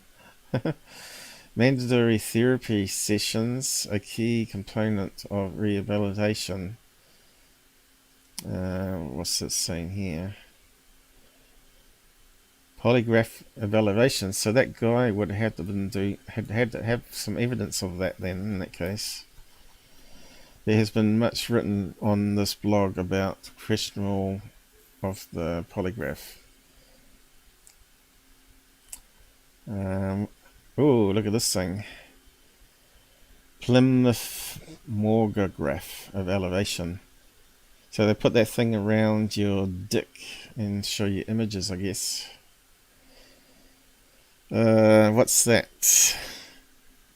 Is a cousin to the polygraph. A mercury-filled rubber ring or metal band with a strain gauge, or sometimes an air-filled cuff, is placed around the shaft of the subject's PP and measures PP. What's that say? 2 minutes, or whatever that is.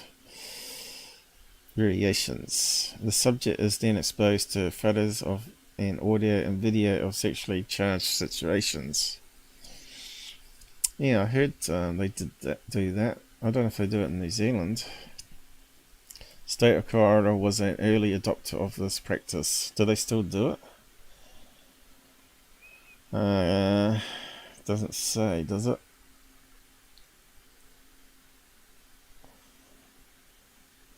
And what they're saying here, possible extension of the use of images of children,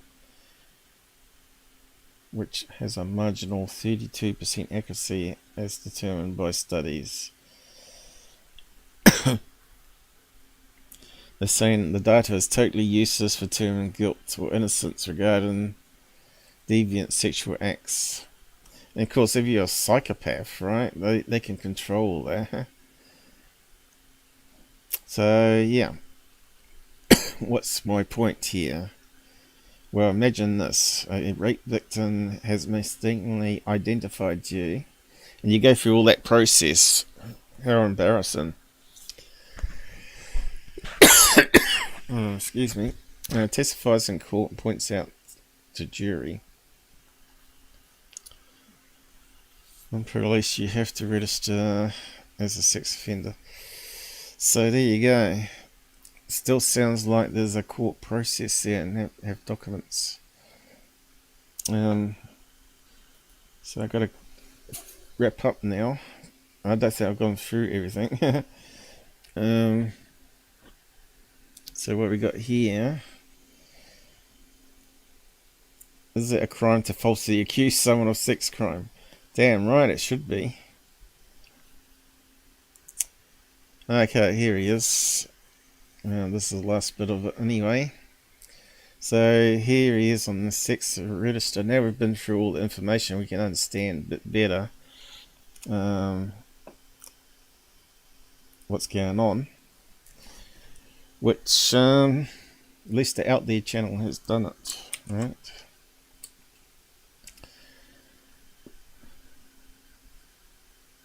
And I think this one's safe. Got to be careful. And there's a picture of him. Does he look like a pedophile? Well, we've been through all that already, right? You can't say by looks alone. Okay. Stationary rape, 2nd degree, and he's on level 3. So, him phoning up, saying that he's been wrongly done, does it sort of make sense now? Can we agree with it? Although we know that people, 10%, up to 10%, 1 in 10, are falsely accused, and quite a few people on the sex register that shouldn't be there. Should he be one? So, right, I've already got it copied. I'll post a link to that there if you want to go through it all.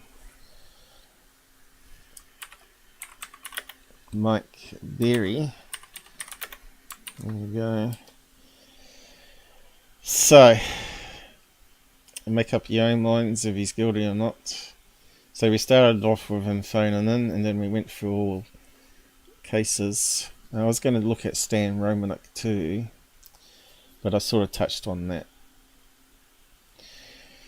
So, we looked at from a middle standpoint here, and spent a lot of time on it really. But yeah, since it's now doing the rounds on ufology, at least I've provided you a lot more information here that you can look at. And do your own Google searches, of course, do your own research.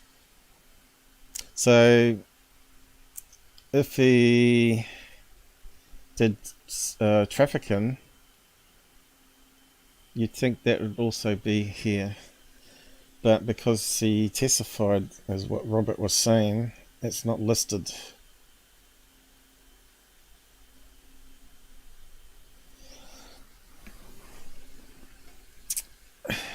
So I'd like to see the information that proves that it's not listed. So where's the information?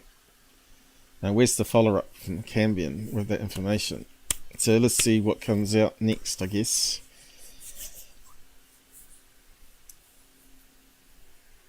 Now apparently it was on Fessler's show, but I don't like Fessler. Remember, he associated with all the frauds, built up his channel, started teaming up with the UFO Twitter brigade to build up his channel. I just don't like the guy. And I certainly wouldn't trust him doing research on this guy, because he was associated with all the frauds, and he was donating money to goof on. So yeah. So that's another thing done. We'll see what develops from now on, I guess. But yeah, a lot of sickening stuff there, wasn't it? Would be good if I hear back from the lawyers. I might just bring it up on following topics, but I doubt if I hear from anybody. Anyway, looks like we had 3 people watching the whole time.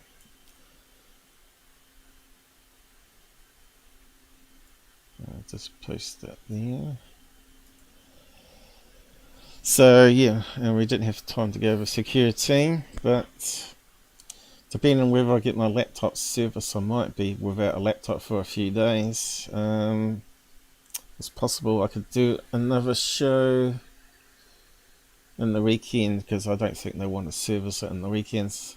And as far as I know, the laptop worked flawlessly today, and it's a hot day.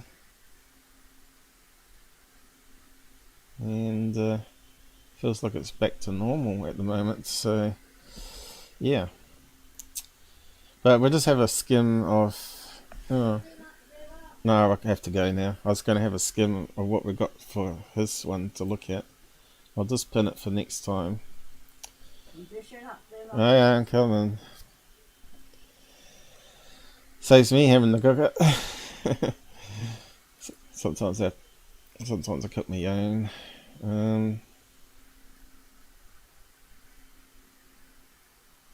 Yeah. There was something else I was meant to bring up. I can't remember now. But yeah, that's good. It worked good today. So I'll just say good night, everybody, and yeah, just makes you want to think now with people around you. You know, you just don't know who it is, who you let near your children. Well, I don't have kids myself, but still, certainly put you off being a teacher.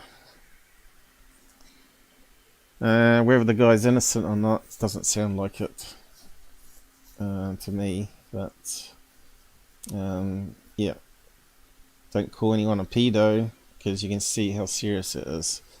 So that goof-on is a really stupid person in my book. Anyway, take care on the roads, everybody, and I'll see you again sometime in the weekend, hopefully. Maybe tomorrow or maybe the next day.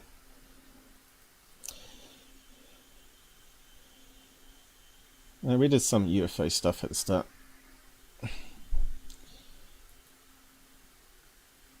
Oh, done the wrong one, haven't I? There you go. The Out There channel. Just stop that. Please sub and share. It's also too loud. Searching for the truth. Door pull. Why is it not working? UFOs, aliens, greys, and ufology. It should be stopping.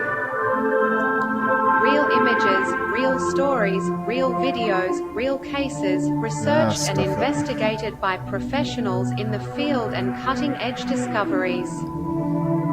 It's not responding. Multiple witnesses, abduction accounts brought to you by Team The Out There channel.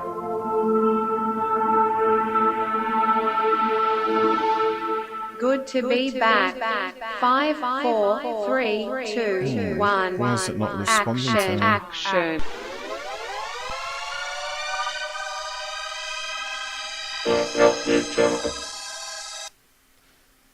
Finally. Maybe I have to increase the priority of it. Let's see if the end credits come up now. There we go. Good night, everybody. That's what happens when you get rushed. I slip of the mouse on the wrong button.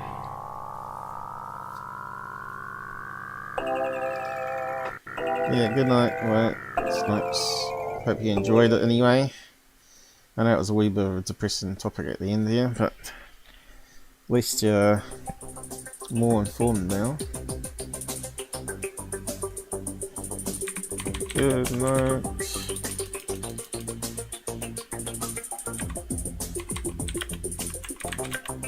I think the computer did slow down there. I think that was the problem. When you play the end credits, it uses video, uses a wee bit more CPU, you see.